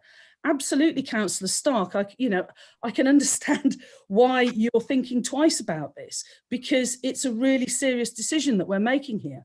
What you're proposing to do here in taking the money from the Resilience Fund is to take a third of our cash reserve in there, a third of it. Councillor Shaw talks about a rainy day. We've had nothing but rainy days over the last 12 months. We had a solid winter of rainy days, washing our roads away, flooding our care homes, destroying people's lives. Who would have thought a year ago that we'd be looking at COVID now and all the stresses and worries and pressures on this council's funding that have, and they will be with us for years to come. Councillor Showns is absolutely right. We have an opportunity before interest rates start to react to all of the economic damage that's been created nationally and internationally as a consequence of COVID. We've got an opportunity to balance by borrowing long and low now to fund the repair of an asset over exactly the same time frame as prudentially that asset can be expected to last. And we will then have the cash in our please. Either not to borrow differently or to actually invest in new opportunities to grow our income and provide sustainable and resilient future for this council. Please, members, think very, very carefully. Do not vote for this amendment when your cabinet has given, and your officers have given such thought to this proposal. Thank you very much indeed. And now we come to, I believe, a named vote. Our monitoring officer will take your names and your decisions. Mr. Chairman, just as yes? Yeah, is it possible that we could vote on each part of this recommendation separately? No, it's been taken on mass. I think it's just one amendment. That's it. I'm informed by my monitoring officer that it is one only amendment. Cannot split it up into pieces. Chairman, can I ask a very quick question? Yes. Basically, if we borrow this money, are there any penalties if it's paid back sooner than the 40 years? I think Councillor, not Councillor, demoting him, our financial officer, no doubt can give us some idea about this. Thank you, Councillor. That's an important question. At the moment, the Public Works Loan Board do charge penalties for early repayments. That changes as they see fit going over the years. So yes, today, if we were to borrow it and then repay it, there will be a small penalty to pay, but that does change. Can you say what a small penalty might be? I can't give you an exact figure because there are a range of formulas that will be applied to it. So, but there is a penalty to answer the question from the council. Would you say a very small penalty? It's normally a modest penalty. A modest penalty. I think that's a fixed term loan. Thank you. Fixed term loan, early repayment means a modest penalty. Any more points of order raised? Chairman? Yes?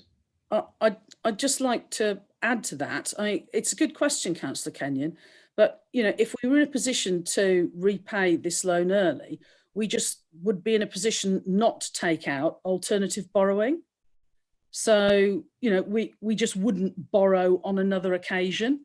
But at the moment, we need to think very carefully about getting the balance right between having flexible cash reserves to be able to respond in an agile way to the challenges that we've got now and the other ones and new ones which are coming at us out of the future, and a long-term investment in a strategic road asset. Thank you. I think we will now go to the vote. Monitoring officer. This is a name vote, by the way. I shall call out the names of all members present and request that they clearly state whether they are for or against or abstaining from the amendment, which is now upon your screen. Councillor Graham Andrews. Against. Councillor Paul Andrews.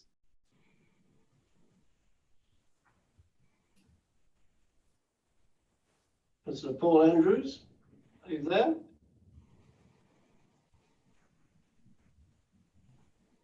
I think I have to move on. Did you hear me? Sorry, against? Councillor Paul Andrews, are you for or against or abstain? We're not hearing you. Councillor Paul Andrews. I'll go back to that. Yes, we'll come back to you, Paul, Councillor Andrews. Paul Councillor Andrews. Bartlett. Against. Councillor Bartram. For. Councillor Balderson. For. Councillor Bolter. Against. Councillor Bowen. Against. Can anybody hear me? Can you hear me? Is that Councillor Paul Andrews? You're extremely intermittent, I'm afraid. Councillor Chowns. Against. Councillor Crockett. Against. Councillor Davis. Against. Councillor Durkin. For. Councillor Fagan. Against. Councillor Foxton. Against. Councillor Gandy. For. Can you hear me? Councillor Paul Andrews, we'll come to you at the end of the vote. Councillor Guthrie. For. Councillor Hardwick. Against. Councillor Harrington.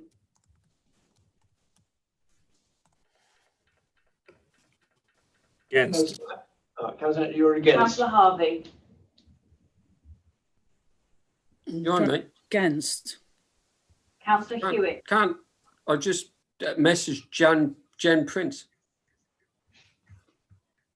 Councillor Andrews, I'll call your name in a moment. Councillor Andrews against. Thank you. If you can hear me. Thank you, yes, we heard that. Councillor Hewitt. Against. Councillor Hay. Against. Councillor Hitchener. Against. Councillor Howells. Against.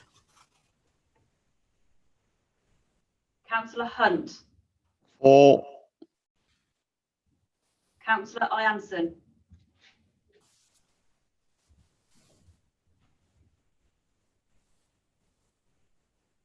Councillor Ianson, can you hear us?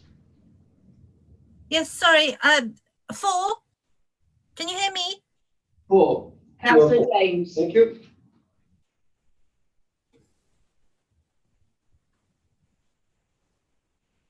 Councillor James, can you hear us? You're 4. Councillor Ginman. Against. Councillor Graham Jones. 4. Councillor Mike Jones. For. Councillor Kenyon. 4. Councillor Lester. For. Councillor Marsh. Against. Councillor Matthews. For. Councillor Millmore. For. Councillor Milne. Against. Councillor Norman. Against. Councillor Phillips. For. Councillor Price. For. Councillor Roan. For. Councillor Shaw. For. Councillor Stark. Against. Councillor Stone. For. Councillor Summers. Against. Councillor Swinglehurst. For. Councillor Simons. For. Councillor Tillett. For. Councillor Toynbee. Against. Councillor Tyler. Against. Councillor Watson. Against. Councillor Wilding. Against.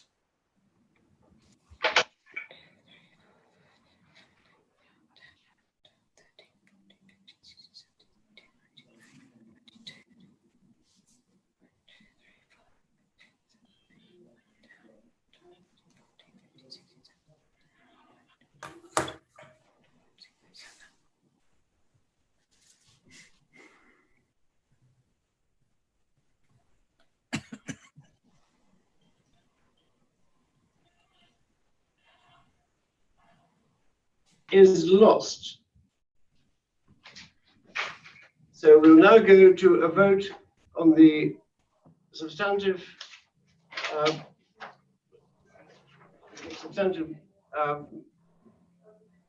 motion, and we'll go again. Mr. Chairman, is it possible to vote on each of the options A to D separately?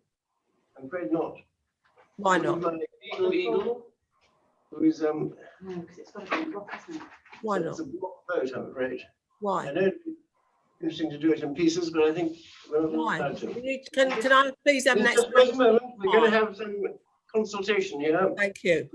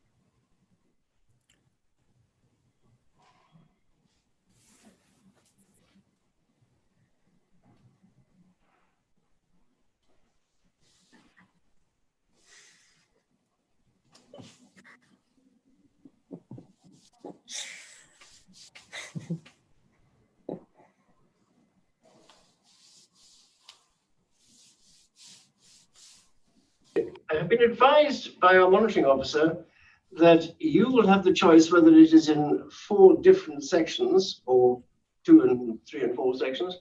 You could put A and B together and have C and D as different votes, or do you want it as one solid vote? Because that's really the way the debate has been going in many ways. So a show of hands, please. Those for a basic, straightforward yes or no to all 4 ones as a joint project. Chairman, please. Those who would like that. Chairman, can I seek some clarification, please? Yes. That these 4 recommendations sort of stand together. They're about amounts of money and how they're spent. We can't put lines into the capital programme without identifying where the money's going to come from in order to fund them. They do not. There's no reason why we would not support the pothole challenge money being added to the capital programme. There is no reason why we would not add the 4.7 million part B to the capital programme. Where we differ is where we get the money from, not the principle of what you're wanting to do. Now, if for political reasons, you might take the view you want it all voted for en bloc, but that will be purely political reasons, not because you want to see some sort of agreement between the council as a whole with regards to the fact that we feel it important to have the work done. And that's what I would like to see. Chair, Point of order, Chair. Point of order. Time, please. Chair, Councillor Chance was before you. Briefly, please, Councillor Chance. Excuse me, as the cabinet member for finance, I'm continuing my question. I'd like to understand from the 151 officer what the consequence is for the people of Fownhope and Whitney-on-Wye and the other places where outstanding flood repairs are needed. If we do not agree today where the money is coming from to pay for those repairs, can those repairs proceed? I'm not suggesting. I'm not suggesting that. I'm suggesting one at a time. Mr. Lovegrove, just considering this question. I'm not suggesting that because you will now put your motion. Quiet, please, a moment. If I've understood the question, it's where this amendment doesn't go through and there's no clarity where these things will be funded from, where they will come from. I think this is an amendment, so you will still have to vote on the main item in front of you. So if the amendment fails, then you revert back to the. Okay. It has failed. So where we're at now is what Councillor Gandy's saying is if C isn't won, okay, could the work proceed? You have to identify a source of funding. We can't spend without a funding source. Yes, it's a no. Sorry. So what's the total answer in that? If we haven't identified a source of funding, but you have because the original motion identifies it. You've got two sources of funding: it's either from reserves or from borrowing, and you've got to decide which way you want to go. No. The only motion in front of us is to use borrowing. The amendment has been lost. The amendment's been lost. Thank you. We are only voting on the proposal from Cabinet, which is to use borrowing. The question is, are we going to vote on recommendation A to D in 4 parts? The question was, can you vote on it in 4 parts because they have a consequence for each other? My advice would be that A and B can be taken as a block and C and D can be taken as a block, but really it's a matter for your discretion, which is why you were taking a view from the chamber. Yes. Well, can we take a Can I raise my point of order? Can we please just now take a view from the chamber? Do you want to do it in 2 blocks, A and B together and C and D together, or have it as a complete unit? First of all, those who'd like to do it in 2 complete blocks, hands up, please. Chair, point of order, Chair. There's a point of order here, Chair. Some of us can't use our video, so you're asking us to put our hands up and nobody can actually see it. Put your blue hands up. Put your blue hands up because you can see those. So those in favour of doing it in 2 blocks, A and B, and then C and D, please show.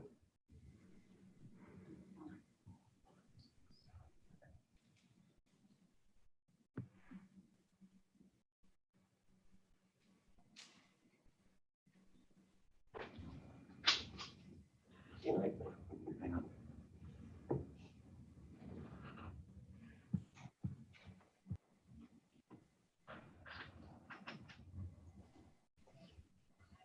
One,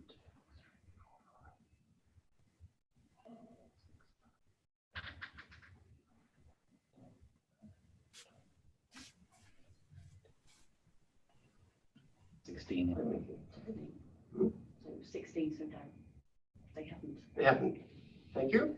So we're now going to do a vote on the complete amount of all the complete recommendations as 1 block recommendation. Can we just ask everybody to lower their virtual hands from Can the you first lower your virtual hands, please?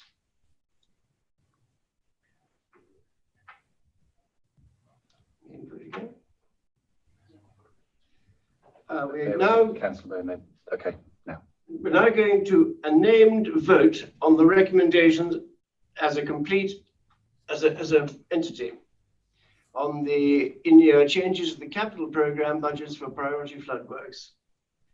And it's in favour or against or abstain. I shall call out the names of all members present and request that they clearly state whether they are for or against or abstaining from recommendations A, B, C and D. Councillor Gray and Andrews. For. Councillor Paul Andrews. For. Councillor Bartlett. For. Councillor Bartram. For. Councillor Balderson. Abstain. Councillor Bolter. For. Councillor Bowen. For. Councillor Chowns. For. Councillor Crockett. For. Councillor Davis. For. Councillor Durkin. Abstain. Councillor Fagan. For. Councillor Foxton.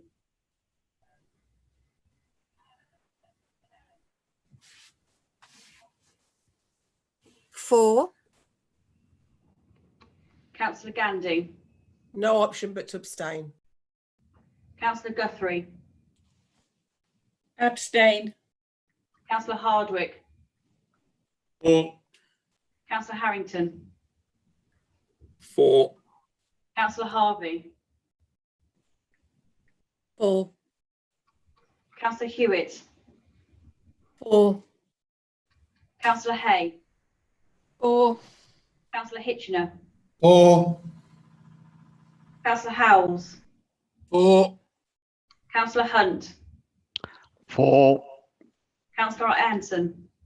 Abstain. Councillor James. For. Councillor Ginman. For. Councillor Graham Jones.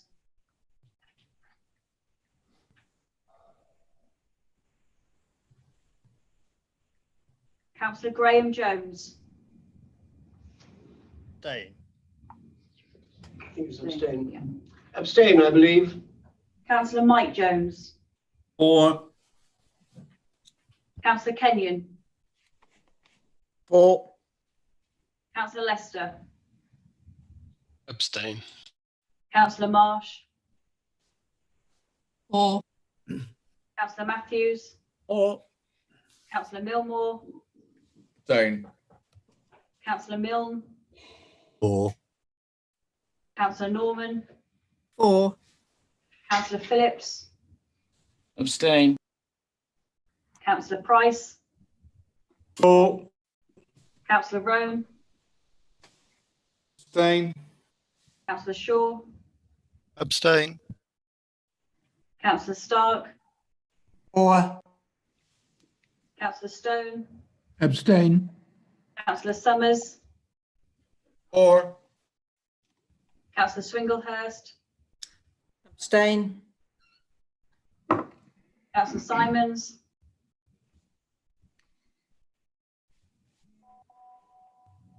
Councillor Simons. Abstain. Councillor Tillett. For.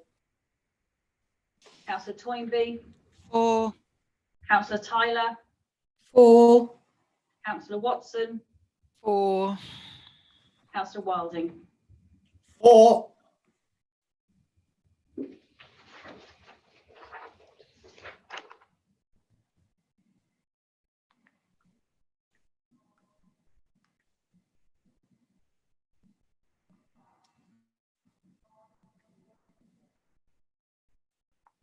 Okay.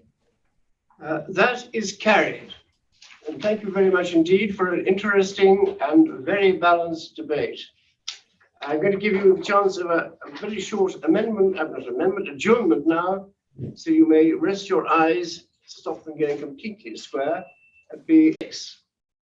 Motions on notice. It's a supplement. Following the publication of the agenda for this meeting, I have accepted a motion which concerns an urgent matter directly affecting part of the county and which is not practical to defer to the next ordinary meeting of the council. Members will find this motion in the supplement published on the 29th of July. And the motion goes, we ask that the temporary infrastructure measures brought in across the county to encourage cycling and walking be debated at the full council meeting on the 4th of August 2020 And in light of the debate, the executive is asked to reconsider its decision to implement the temporary measures. Councillor Kenyon, you have 5 minutes to introduce your motion. Thank you, Chairman. I want to be pretty brief, really, because I'd like to get on to hopefully win the motion and have a discussion about it. I've been a councillor for 9 years now, which is a fair long time, and never in that period have I been contacted by so many residents, businesses, taxi drivers, to do with the implementation of what turns out to be the COVID initiative to encourage people to walk and cycle. Now, as many of you know, I'm very big on cycling, trying to get the cycle up on the race course and good cycle routes and connections and all that sort of stuff. Massive, more than anyone I'd have thought. But this is troubling, and it's affecting businesses in Bridge Street, in Broad Street, and many other places around the county. So basically, all I'm asking, let's have a talk about it now. We're all grown-ups. Let's try and work out what's good. It is a temporary measure, but the temporary measure can last for 18 months. There's some other things that I'd like to try and introduce cycling-wise, and I think in this open forum, it's a great opportunity. So I want to leave it there and listen to the debate, or just get on and win the motion, have a chat about it. Thank you very much, Councillor Kenyon. That was very brief and to the point. As the seconder, Councillor Lester, do you wish to speak now or reserve your right to speak until later? Thank you, Chairman. I'd like to reserve my right to speak later. And you will have 3 minutes for that. Now, I open the debate. Who wishes to speak? Please can members indicate if they intend to speak by raising their little blue hand. I see no blue hands at all at the moment. Does no one wish to speak? Councillor Matthews. Councillor Matthews? All yours. Thank you, Chair. The true independents feel we have a responsibility for the health and well-being of the county's residents. And I'm pleased to say that the greater majority of the public are abiding by the safety measures that are in place at present time. Secondly, we must also fully support in every way our local businesses. There is little or no point in having generous pedestrian areas if the people using them are mainly unemployed. There is already a considerable number of empty premises within the city centre, and it's vital that we don't further aggravate the situation. Like Councillor Kenyon, I've received numerous calls, mainly from small businesses, stating that if the present implemented system stays in place, it will ruin them and the situation will be further aggravated by the withdrawal of the furlough scheme.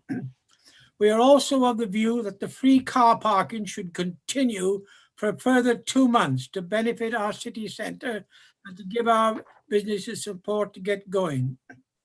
After all, it is only with a prosperous local economy that we will be able to generate the wealth that's essential for the provision of other vital services. And that's why an appropriate infrastructure scheme should be urgently revealed. There is already a considerable number, I beg your pardon. We therefore support the idea that the matter be further considered by the Cabinet member, and I genuinely believe that, knowing Councillor Harrington, he'll look at it very carefully and he will satisfactorily deal with the many issues raised, that we can move on for some sort of normality. Therefore, I ask that I support the motion, and the independents support the motion, true independents support the motion, that it's returned to Councillor Harrington to address the many concerns of local residents and for him to move on from there. Thank you.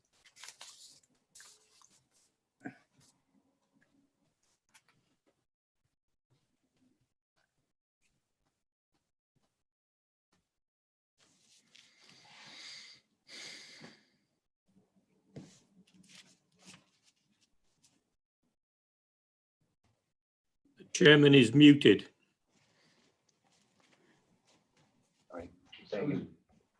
Am I muted? Can you unmute me, please? You are. Councillor Toynbee, we cannot hear you. Can you unmute yourself, please? Yes, thank you. You didn't call me because I think you were muted. I'm sorry, my apologies. Yes. I didn't realise I was unmuted either. Yes, thank you, Chair, and thank you, Councillor Kenyon. I think we maybe need a bit of clarification on the purpose of this motion, because we're being asked to vote for or against an actual motion, not just sort of have a discussion about how's it all going. So the wording is, we're being asked to reconsider the decision to implement these temporary measures.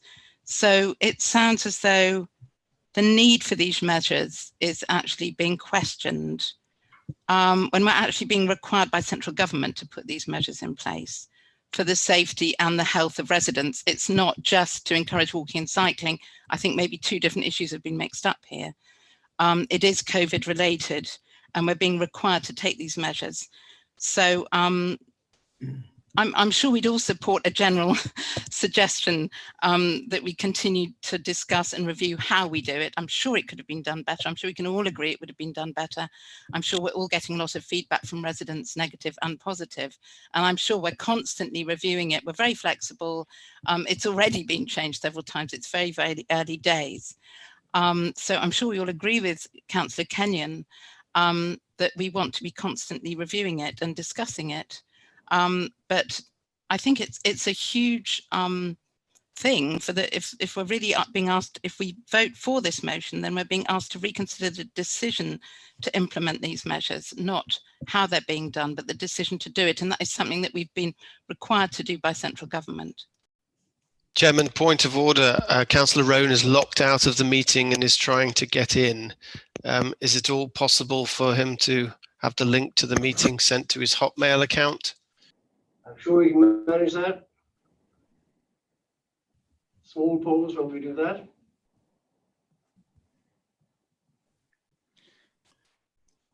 Chairman, a point of order. Did you hear my few words when I spoke earlier? Because you didn't respond and said that it had been received. Councillor Matthews. Sorry, Councillor Matthews, I missed your point there. Is your point of order? Yeah, I said, did you hear what I said earlier? Because you didn't respond. You were on the, you were on unmuted. So I just wondered whether you'd received what I said. Yes, yes, we did. I'm sorry, I was accidentally muted, and I don't have control of that. Thank you. Thank you. Now, have you?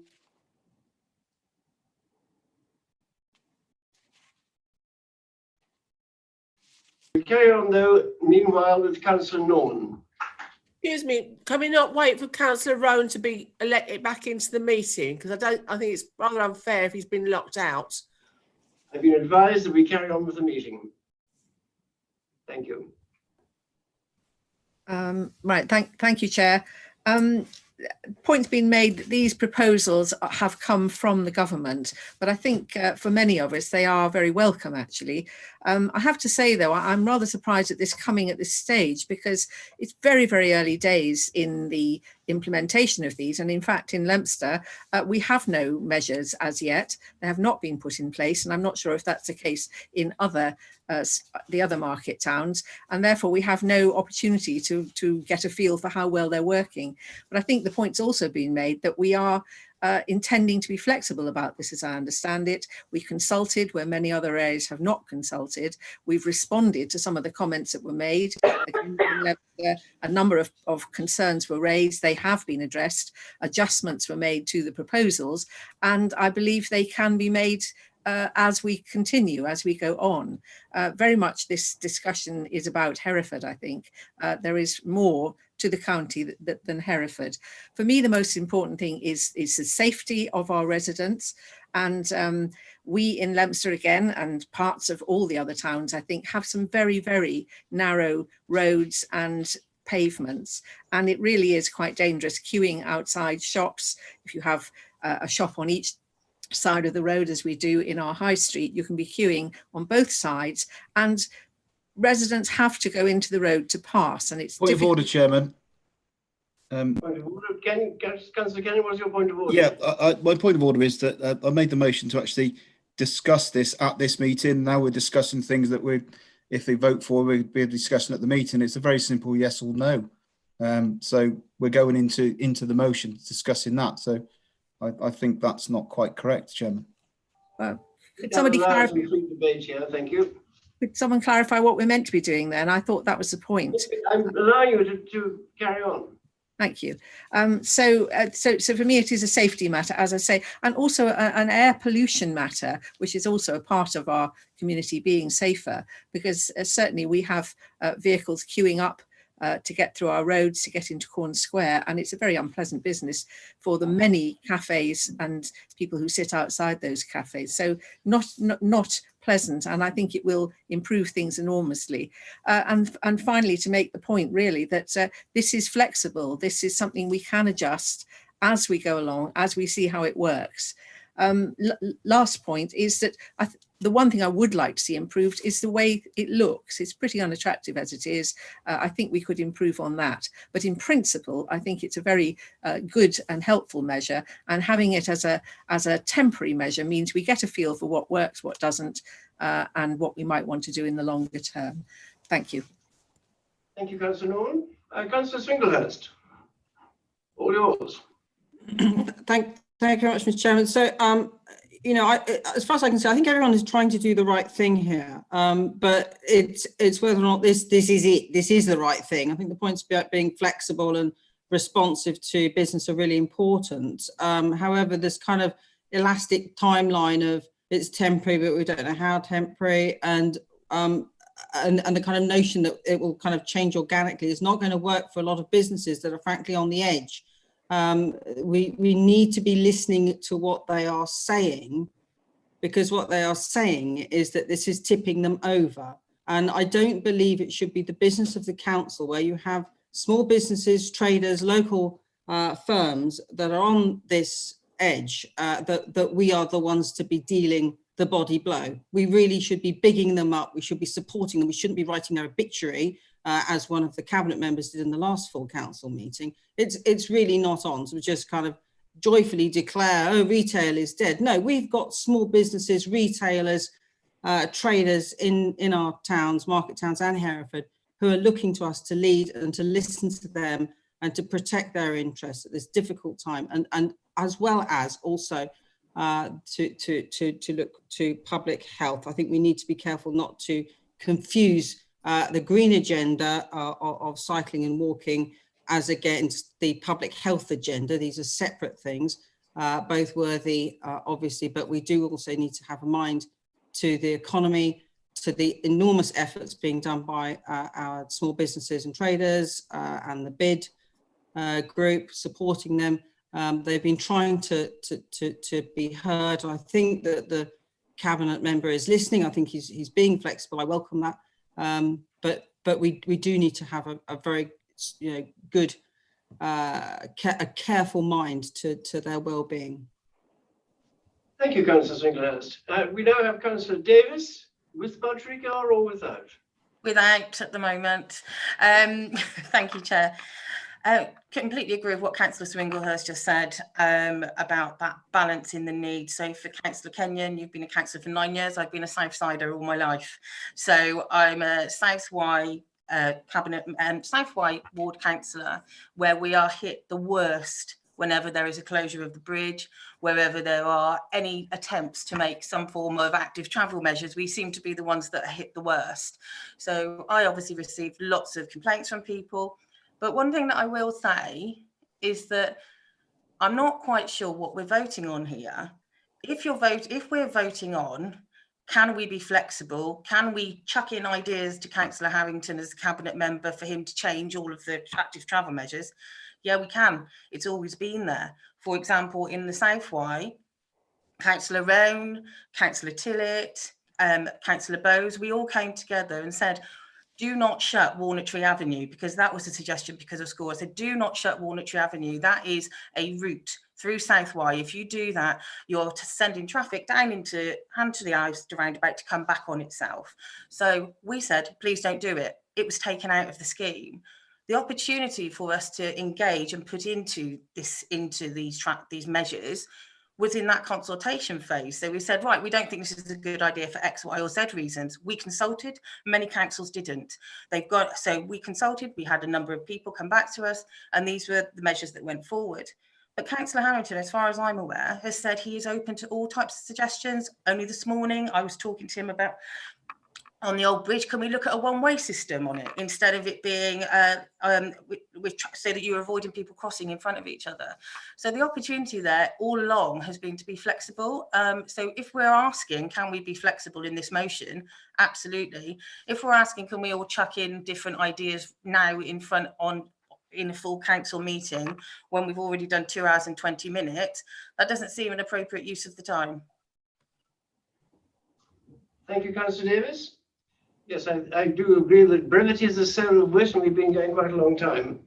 And Councillor Phillips, you're next, and I'm sure you'll be very brief as well. Yes, thank you, Chairman. Yes, I think it's all about timing. These are very, very strange times, and people have talked about the safety of consumers, and that's very true. And the consumers are very sensitive. It's about giving the encouragement to come back to our market towns and to our city. But obviously we have to recognise the fragility of those businesses as well. And I think what this motion correctly does is to say that there is flexibility. It confirms that flexibility, that there is that openness to continue this dialogue. This wasn't some straitjacket that was sent to us by national government. And what we have to do is to make sure that it works for our communities and our business districts to keep that life and vitality in those centres.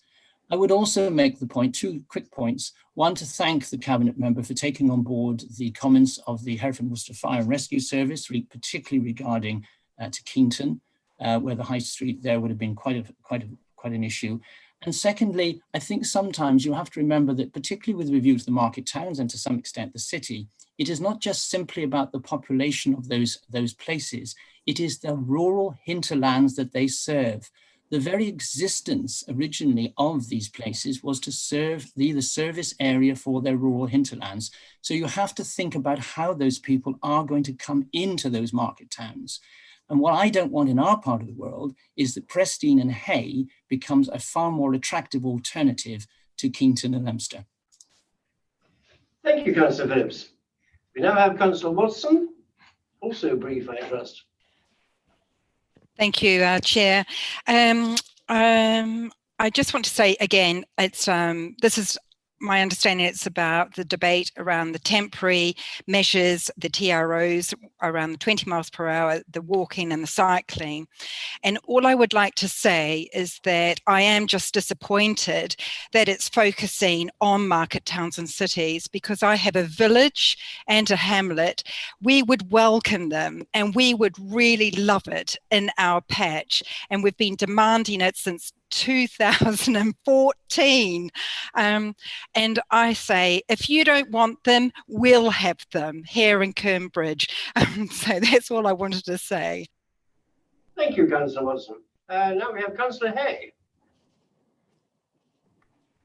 Thank you, Chair. Yeah, I, like others, I'm just slightly confused about the wording in the motion, and I'd like Councillor Kenyon just to clarify what he'd like, because it does say reverse, and I think that's obviously quite a conclusive word, whereas obviously a lot of us have been talking about review, and reviews obviously are naturally going to happen as part of a new scheme, and we are very early into this scheme. I've been at the very sharp end of this in the city, and I've heard a lot about how businesses have reacted to this, and footfall figures are not looking good for some of the streets that have had these measures put into place.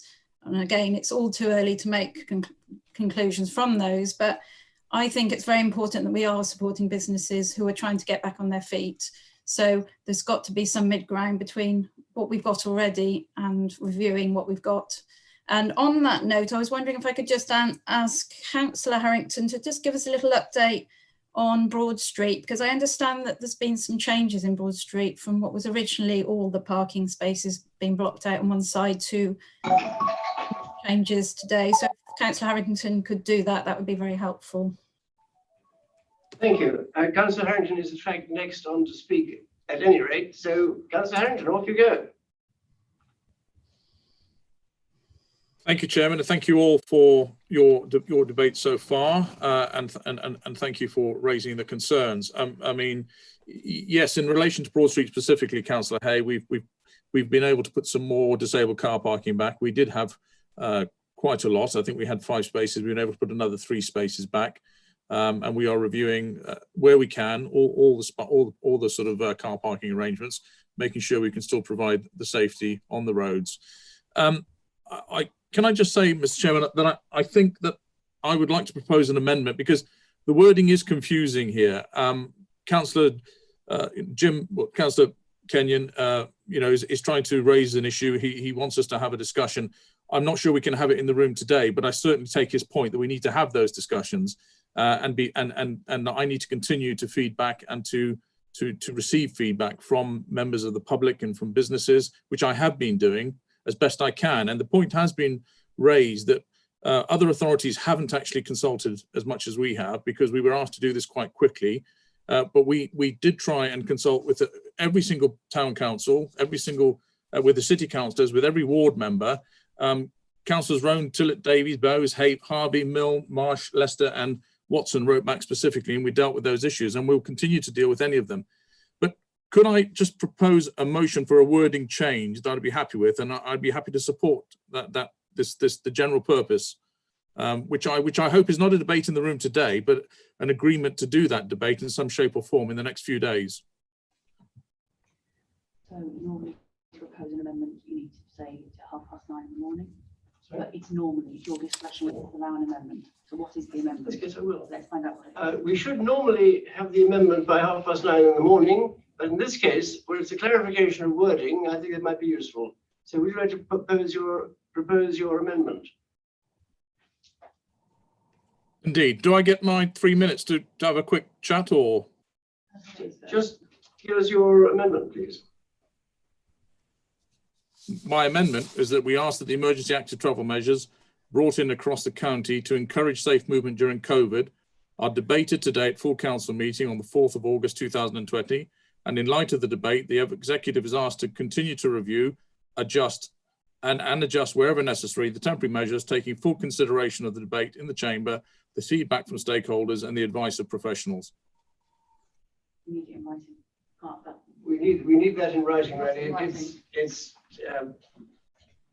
can take some advice on that, I think. Yeah. Okay. Can I offer a shorter version? Sorry, say again. Can we just have it clarified? I think, Councillor Harrington, from what you've said, there are other amendments, I understand, but the core of it is that you're saying rather than reconsider, you continue to review. That's the core of it. Yes, and I'm particularly concerned that the wording doesn't include the issue around coronavirus and the pandemic, because that is the primary reason for these, and I'd like to say something on that if possible. Yes, I think we'll have can we just have the actual wording you want first of all now, and simplified and to the point, I think, and I think review is the real bit you're getting at. Okay, I tell you what, for the sake of clarity, and because the time is drawing on, I'm quite happy with the wording of Councillor Kenyon's proposal, which doesn't actually require debate in the room, which I think is probably the best thing. We can carry on debating, but I don't think that we're going to have the debate that's necessary. So I'm quite happy with that wording, but I'd like them to speak about the measures. So you're withdrawing your amendment, or do you wish to put in a slightly different wording, like the word review into it? Ask to reconsider and review, perhaps. I don't know, it's up to you. If you're happy with it as it is, we'll go on with that. I'm quite happy with Jim's wording. Let's have a debate, or let's get through this. Let's carry on then. Thank you. Have your say. Right. So, Chairman, sorry, John. I was asked by. No, Councillor Harrington is having his word. Thank you very much. Okay. So my major concern is that the proposed notice of motion didn't mention the coronavirus pandemic, and we've got through that. That's fine. The motion as it stands is fine as far as I'm concerned. This is a pandemic that we're all dealing with, and it has taken the lives of in excess of 50,000 people, and it will continue to take the lives of many more people. The lives of family, friends, of vulnerable and elderly. A virus that will continue to put pressure on our hospitals and our care homes and our wonderful nurses, doctors, medical staff, carers, and other key workers who have hardly had a moment's rest for nearly 4 months. This pandemic is not over. We must not pretend that things are back to normal and it's simply business as usual. We are trying to get back to normal, and being responsible as residents and political leaders will allow us to do that in the best, quickest, and safest way. But we are a long way from safe at the moment, and we must not let our guard down. The chairman of the British Medical Association said only a few days ago that COVID-19 is far from having gone away, and we must now prepare and be prepared as well as we can for the possibilities of further outbreaks and a second spike. Look at Leicester and some of our northern towns. Look at the situation in our own fruit farms. Do not think for a moment that things are now okay. We must be vigilant. We must not pretend these measures are some sort of flippant whim or an attempt to do something by deception. These measures are called the emergency active travel measures for good reason. There are requests from central government, a Conservative national government as it happens, to provide the conditions for people to maintain safe social distancing as they try to go back to work and return to our city and town streets. In order to do this, local authorities have had to reallocate some road space to allow for that, and to also to allow measures designed to reduce the impact on commuters that commuters have on public transport, and to allow people who wish to and who can to travel by other means, principally cycling and walking. As more and more of us try to go back to work, go into our city and towns to try and shop or to try and have a coffee and support our businesses. There has been disruption to our streets and normal patterns, and we are working with businesses to mitigate problems and any effect these measures are having on their businesses. But we need to understand clearly that a second lockdown is actually most likely to finish off our businesses, rather than us trying to give shoppers safe space, to give them the confidence to come back now and support our shops and our hospitality outlets. We are not, or nor should we be, politicians to be popular. We should be leaders who take tough and sometimes unpopular decisions because we believe it is the right thing to do. I'm happy to continue to discuss these measures with all interested stakeholders and make adjustments where I can. Thank you. Thank you very much, Councillor Harrington. Councillor Rowan, you're a city councillor, no doubt heavily involved. Yeah, thank you, Chair. Before I go on with my prepared words, I'd like to pick up on one or two things. If this is purely to help out social distancing, please go into the town centre on a Saturday night in Hereford and watch the hundreds and hundreds of youngsters cuddling, kissing each other. Hi, I haven't seen you for ages. Would you like one of my chips? Queuing up next to each other. Big queues of people to get into the various pubs and nightclubs that aren't open but are still operating as pubs. There's no social distancing going on for those under 25. Let's get real about this. But the points I've got to make, the city of Hereford is the hub of the wheel of the county, with all roads, the A49, the A465, the A438, and the A4103 heading into the city, and all but the A4103 meeting up on Newmarket Island, also known as Tesco's roundabout. So the proposal to reduce the capacity of the A438, because that is what Newmarket Street and Blue School Street are, it's an A road, by 50%, a reduction of 50%, is reckless to the point of irresponsible. There are no people using the pavements there to walk up and down unless they're crossing over from Tesco's car park to the new shopping area. This will cause major tailbacks onto Newmarket Island and then onto the A49, with hundreds of cars and lorries hourly and thousands daily crawling and shuddering through the centre of the city, pelting out their not so green fumes and carcinogenic dust.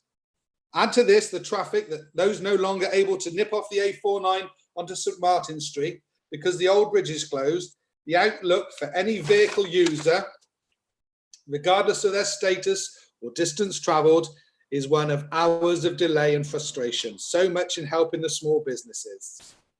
So many of our options other options could have been considered for social distance walking and cycling, including closing Union Street and St Owen Street, turning what is the one-way system, no vehicles, We could close Bodmin Road, South Bank Road and St Gutlick Street, access only. Plenty of room for walking there. This action needs reversing now before we beggar this city and county beyond what is recoverable. Thank you, Chair. Thank you very much, Councillor Rowan. Heartily spoken.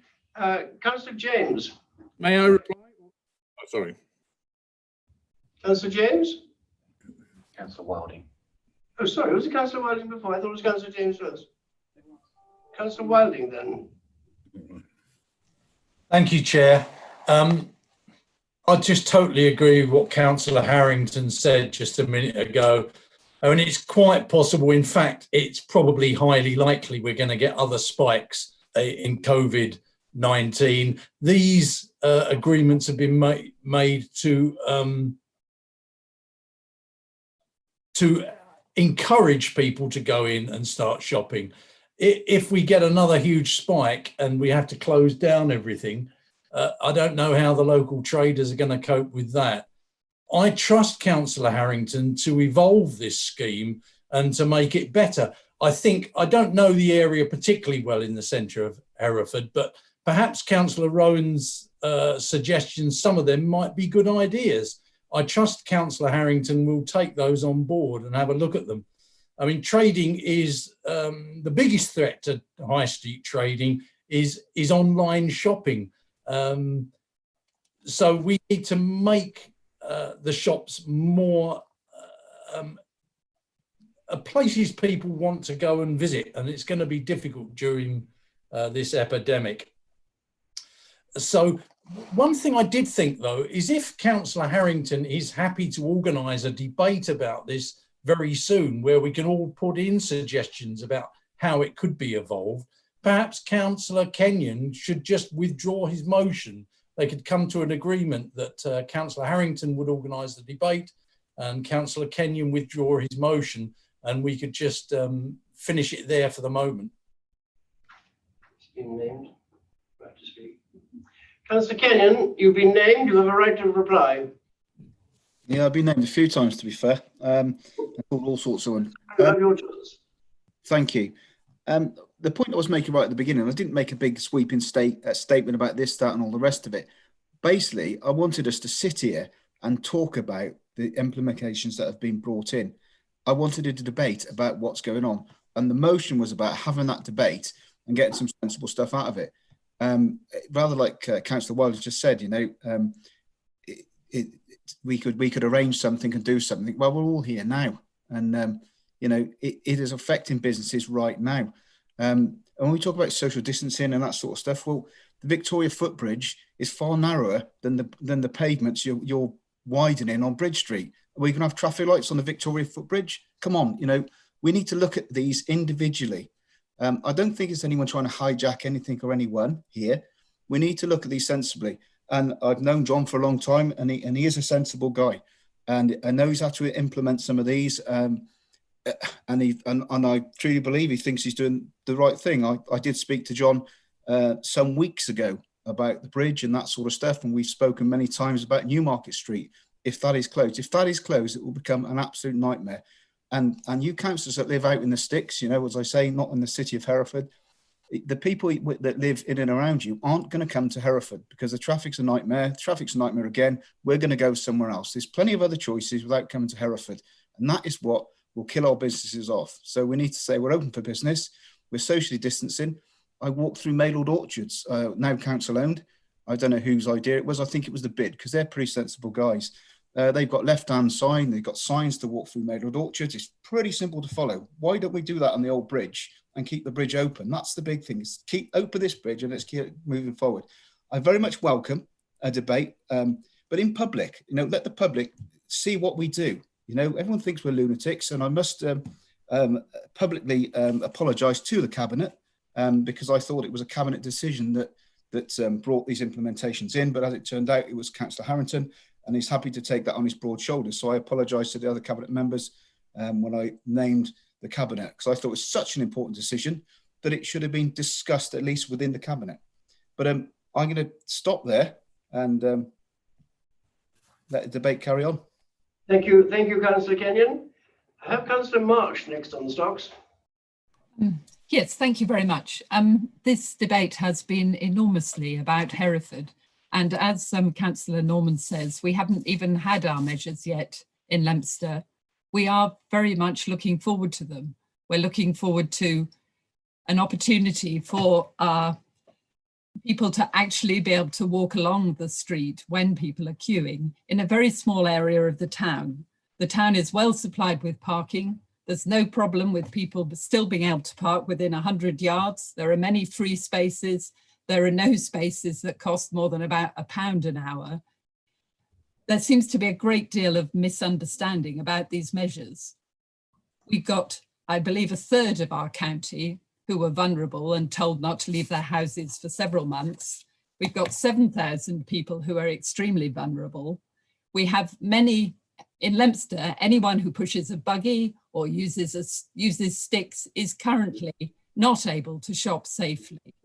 We do have a duty of care, not just to our businesses, but to our residents whose pounds are absolutely vital to our businesses.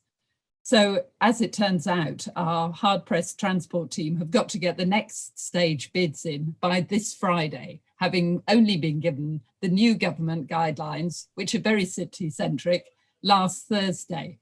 So they are extraordinary times and we are having to do quite a lot, but it's really important that we know so much now about how many people can be asymptomatic. You wouldn't have the faintest idea they have COVID. It's very important that our residents are given the room to shop safely in our small streets.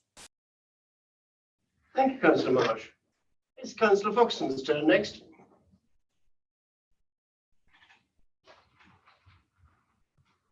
Councillor Foxton, are you there? Thank you. Yes, can you hear me? I can hear you. Lovely. Thank you, Chair. The new traffic control measures set up in King Street, Bridge Street and Old Wye Bridge are not essential. These areas are already safe, quiet and relatively free of traffic and heavy goods vehicles. An excellent cycle lane already exists in King Street. These current measures are not only unnecessary, they're visually offensive, especially to tourists in the cathedral area, but also a great handicap to the traders in these streets with reduced parking spaces. Hereford City has good, safe, off-road cycle routes into town, from the south with the Great Western Way, from the west through Moore Park and north side of Whitecross Road, and from the north in Homer Road, Widemarsh Common and the Great Western Way. There are no off-road safe cycle routes into the city from the east, north of the Wye. This is the area of the city where urgent action is needed. We have established artisan shops around the cathedral, and we need to support and nurture these long-established local businesses who will suffer from banning access to parking. I have every faith in Councillor Harrington to work through all these implications. Thank you. Thank you, Councillor Foxton. Now, Councillor Stark. Point of order. Point of order. Councillor Davis. Councillor Davis, what's your point of order? Sorry, can I ask that the question is put, because at the moment we're doing the full debate when the motion is about whether we should have that debate or not, and this key worker that hasn't had any time off since before COVID really wants to go back to her holiday. So if we don't mind, if we can ask for the question to be put, and then if it's all agreed, you can carry on with your debate, and I'm going to go to Tenby. Thank you. Do you have a seconder for your point of order? That the motion be put? Yes, please. The motion. Who's your seconder? Councillor Marsh. I second. Marsh. And how many do we need for that? No, that's it. That's it? Right. So you happy? Are you happy it's been sufficiently debated? We can take a few more, actually. Chairman, Chairman, it's not the debate. What the motion is saying, shall we have the debate? What we're doing is having the debate. So can we? Yeah. Actually, quite pleased we've had one on debate. I would like, though, perhaps two more to speak. And possibly Councillor James from Kington, because we haven't heard from Kington. So we'll have Councillor Shaw, Tyler and James. Councillor Shaw. I waive my my place. Thank you. All right. Councillor Stark. Thank you, Chair. I would just like to balance the debate by telling you what the experience is in Ross. We started off with a number of measures that were up on the table, and we were quite enthusiastic about this particular initiative from the Secretary of State for Transport. Unfortunately, over the last few weeks, with the comments that have been raised in Ross, the measures have been whittled down to the point where all we've got left with is a 20-mile-per-hour speed zone. So by all means, have your debate about Hereford, but if you want to review what's happened in Ross, all you're reviewing is a 20-mile-per-hour speed zone. We all hoped that post-COVID would lead to a new normality, but all I've seen is the same number of cars on the road, going at the same excessive speeds, cluttering up our town centre, the rest of us pedestrians having to dodge queues and everything else. So as far as Ross is concerned, this initiative has been a total damp squib. We've left with a 20-mile-per-hour speed zone, so I would urge you, whatever you do in Hereford, don't end up with the same experience as Ross, which is a non-event as far as I'm concerned. Thank you, Councillor. Councillor Tyler and then Councillor James to finish. Thank you, Chair. Yes, just in my ward personally, I've had a number of emails from residents being up in arms regarding all the changes in the city centre. But if I'd like to introduce changes in my ward, I would be liking to close Whitton Way because it's a typical rat run. We've got lots of speeding residents around there. And, you know, if we can extend the 20 miles an hour as well to make our places safer, then that's all well-being. But we must remember that these measures have been brought in because of the social distancing and COVID. It was introduced by government on the 23rd of May, bringing in 2 tranches of money. The first tranche was to make sure our streets were safe for cyclists and walkers. Many residents couldn't use a car. They had to walk, they had to get on a bike. We've had an upsurge on cyclists. You know, the government's bringing in a £50 voucher scheme to be able to go on your bike. When I feel safer to go on the road, I will use a bike. And I feel now that the time is to change.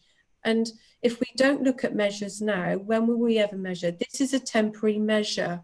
It's a temporary measure to make people feel safe whilst they walk. At the moment, I don't feel safe in doing that.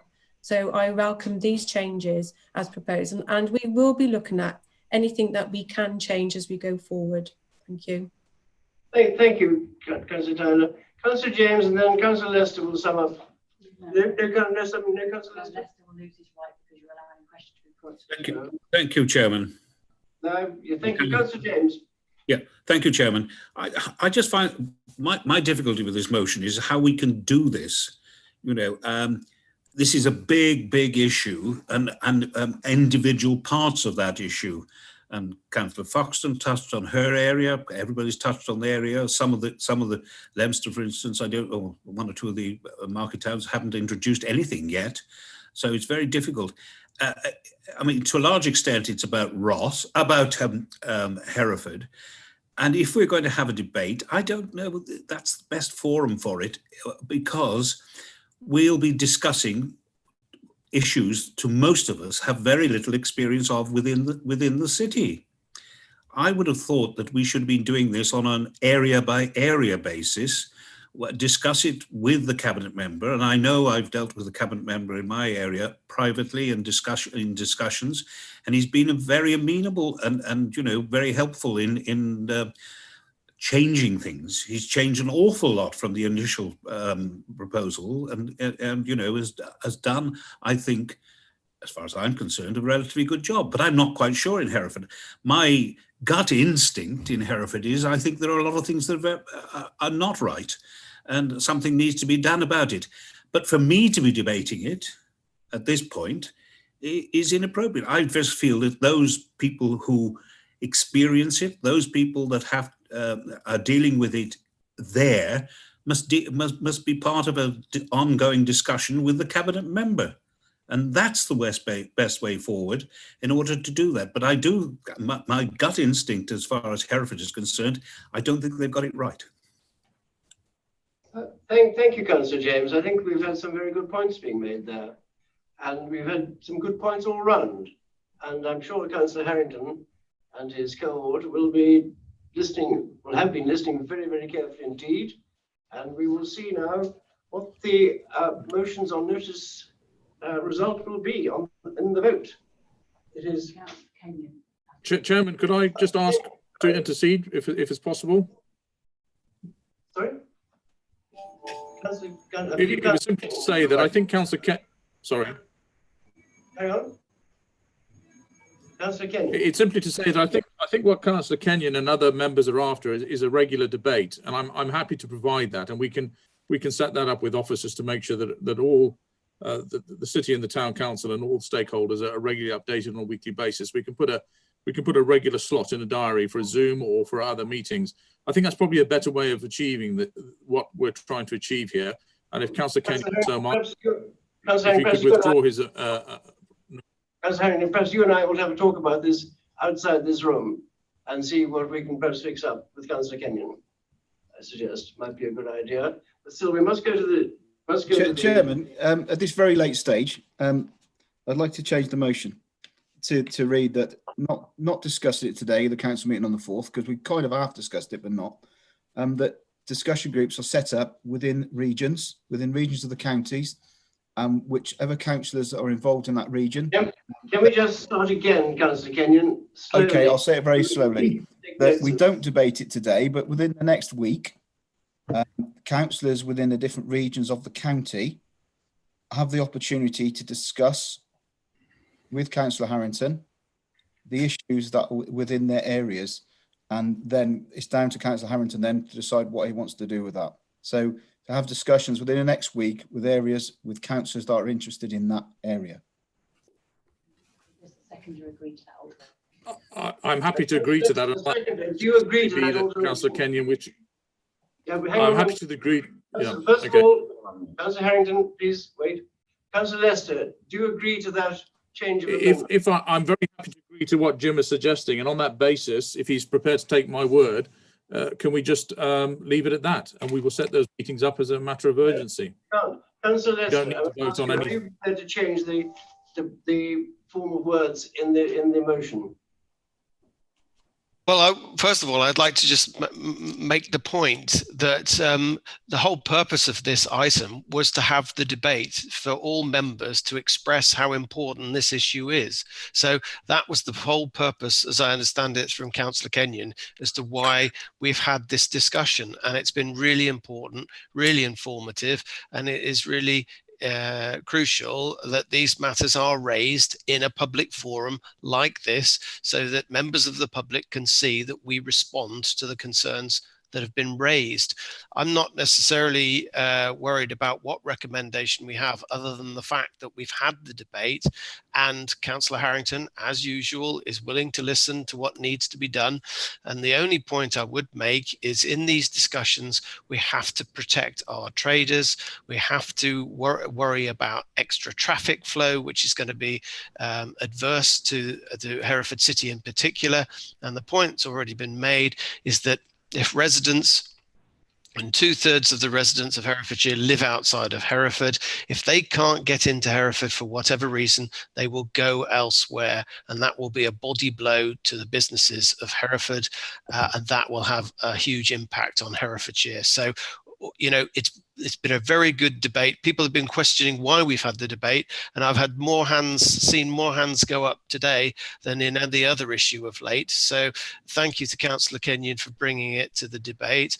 And I know Councillor Harrington will reconsider and look at the matters more carefully, but at least he has now had the opportunity to listen to what members have said.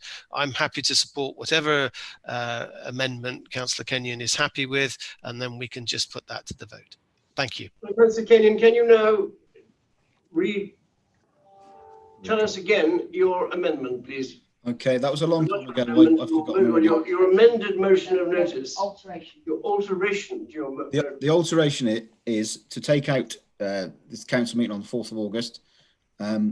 within the next week to discuss the implementation. Oh, sorry, that's already there. To discuss with areas within Herefordshire with councillors that it affects in their area. So, and have a Zoom meeting which people can follow as well. You know, got it on so it's can be broadcast out as well, so discussions can be seen. Do we need to refine that slightly? No, so we've got consent of the seconder. So now the meeting needs to confirm they're happy for that to be the motion to be voted on. Right. Mr. Chairman, can I just, Mr. Chairman? Yes. As just a point of order, bearing in mind that in the case of Leominster, and I don't know where else, the measures actually haven't been brought into place yet. It's very difficult for councillors representing wards that would be using Leominster as their market town to actually get feedback from their residents within the week about what they think of things if they haven't already happened. So I think perhaps within the week might be suitable for those that have already got the implementation, but elsewhere we should wait till we've got them in place or proposed so we can get some feedback, because I couldn't contribute at the moment with regard to Leominster because it hasn't happened. Okay, so we've got the altered motion. Yes. Does the meeting accept that's been? Do they accept the alteration? Yes. Does the meeting accept the alteration? Point of Councillor order. Kenyon proposed. Point of order. Point of order taken. Yes. What is your point of order? This money has to, if the measures are not put in place by the 18th of August, they are completely lost. So I am very opposed to any suggestion that would mean that could make the amendment much more draconian than the original motion. I am absolutely against anything that might result in measures in Leominster not being trialled. I don't think this is trying to say that. No. I just think it's saying, can we talk to local people about it, if I'm right? Councillor Kenyon, is that what you're trying to encourage? Yeah, absolutely, Chairman. And in perhaps not a week, but in an appropriate time, once measures are put in, how it affects the businesses, and they might be the best thing ever, and I hope it is, but it may be the case where it's not. And I feel in Herefordshire, in Hereford, sorry, some of the things that have been brought in, the reason behind them are absolutely correct, but the execution of them, perhaps it could have been done better. So it's basically the timing of it at an appropriate time.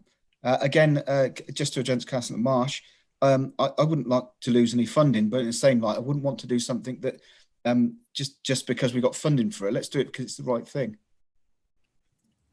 Okay, so can you read out what the proposal is now?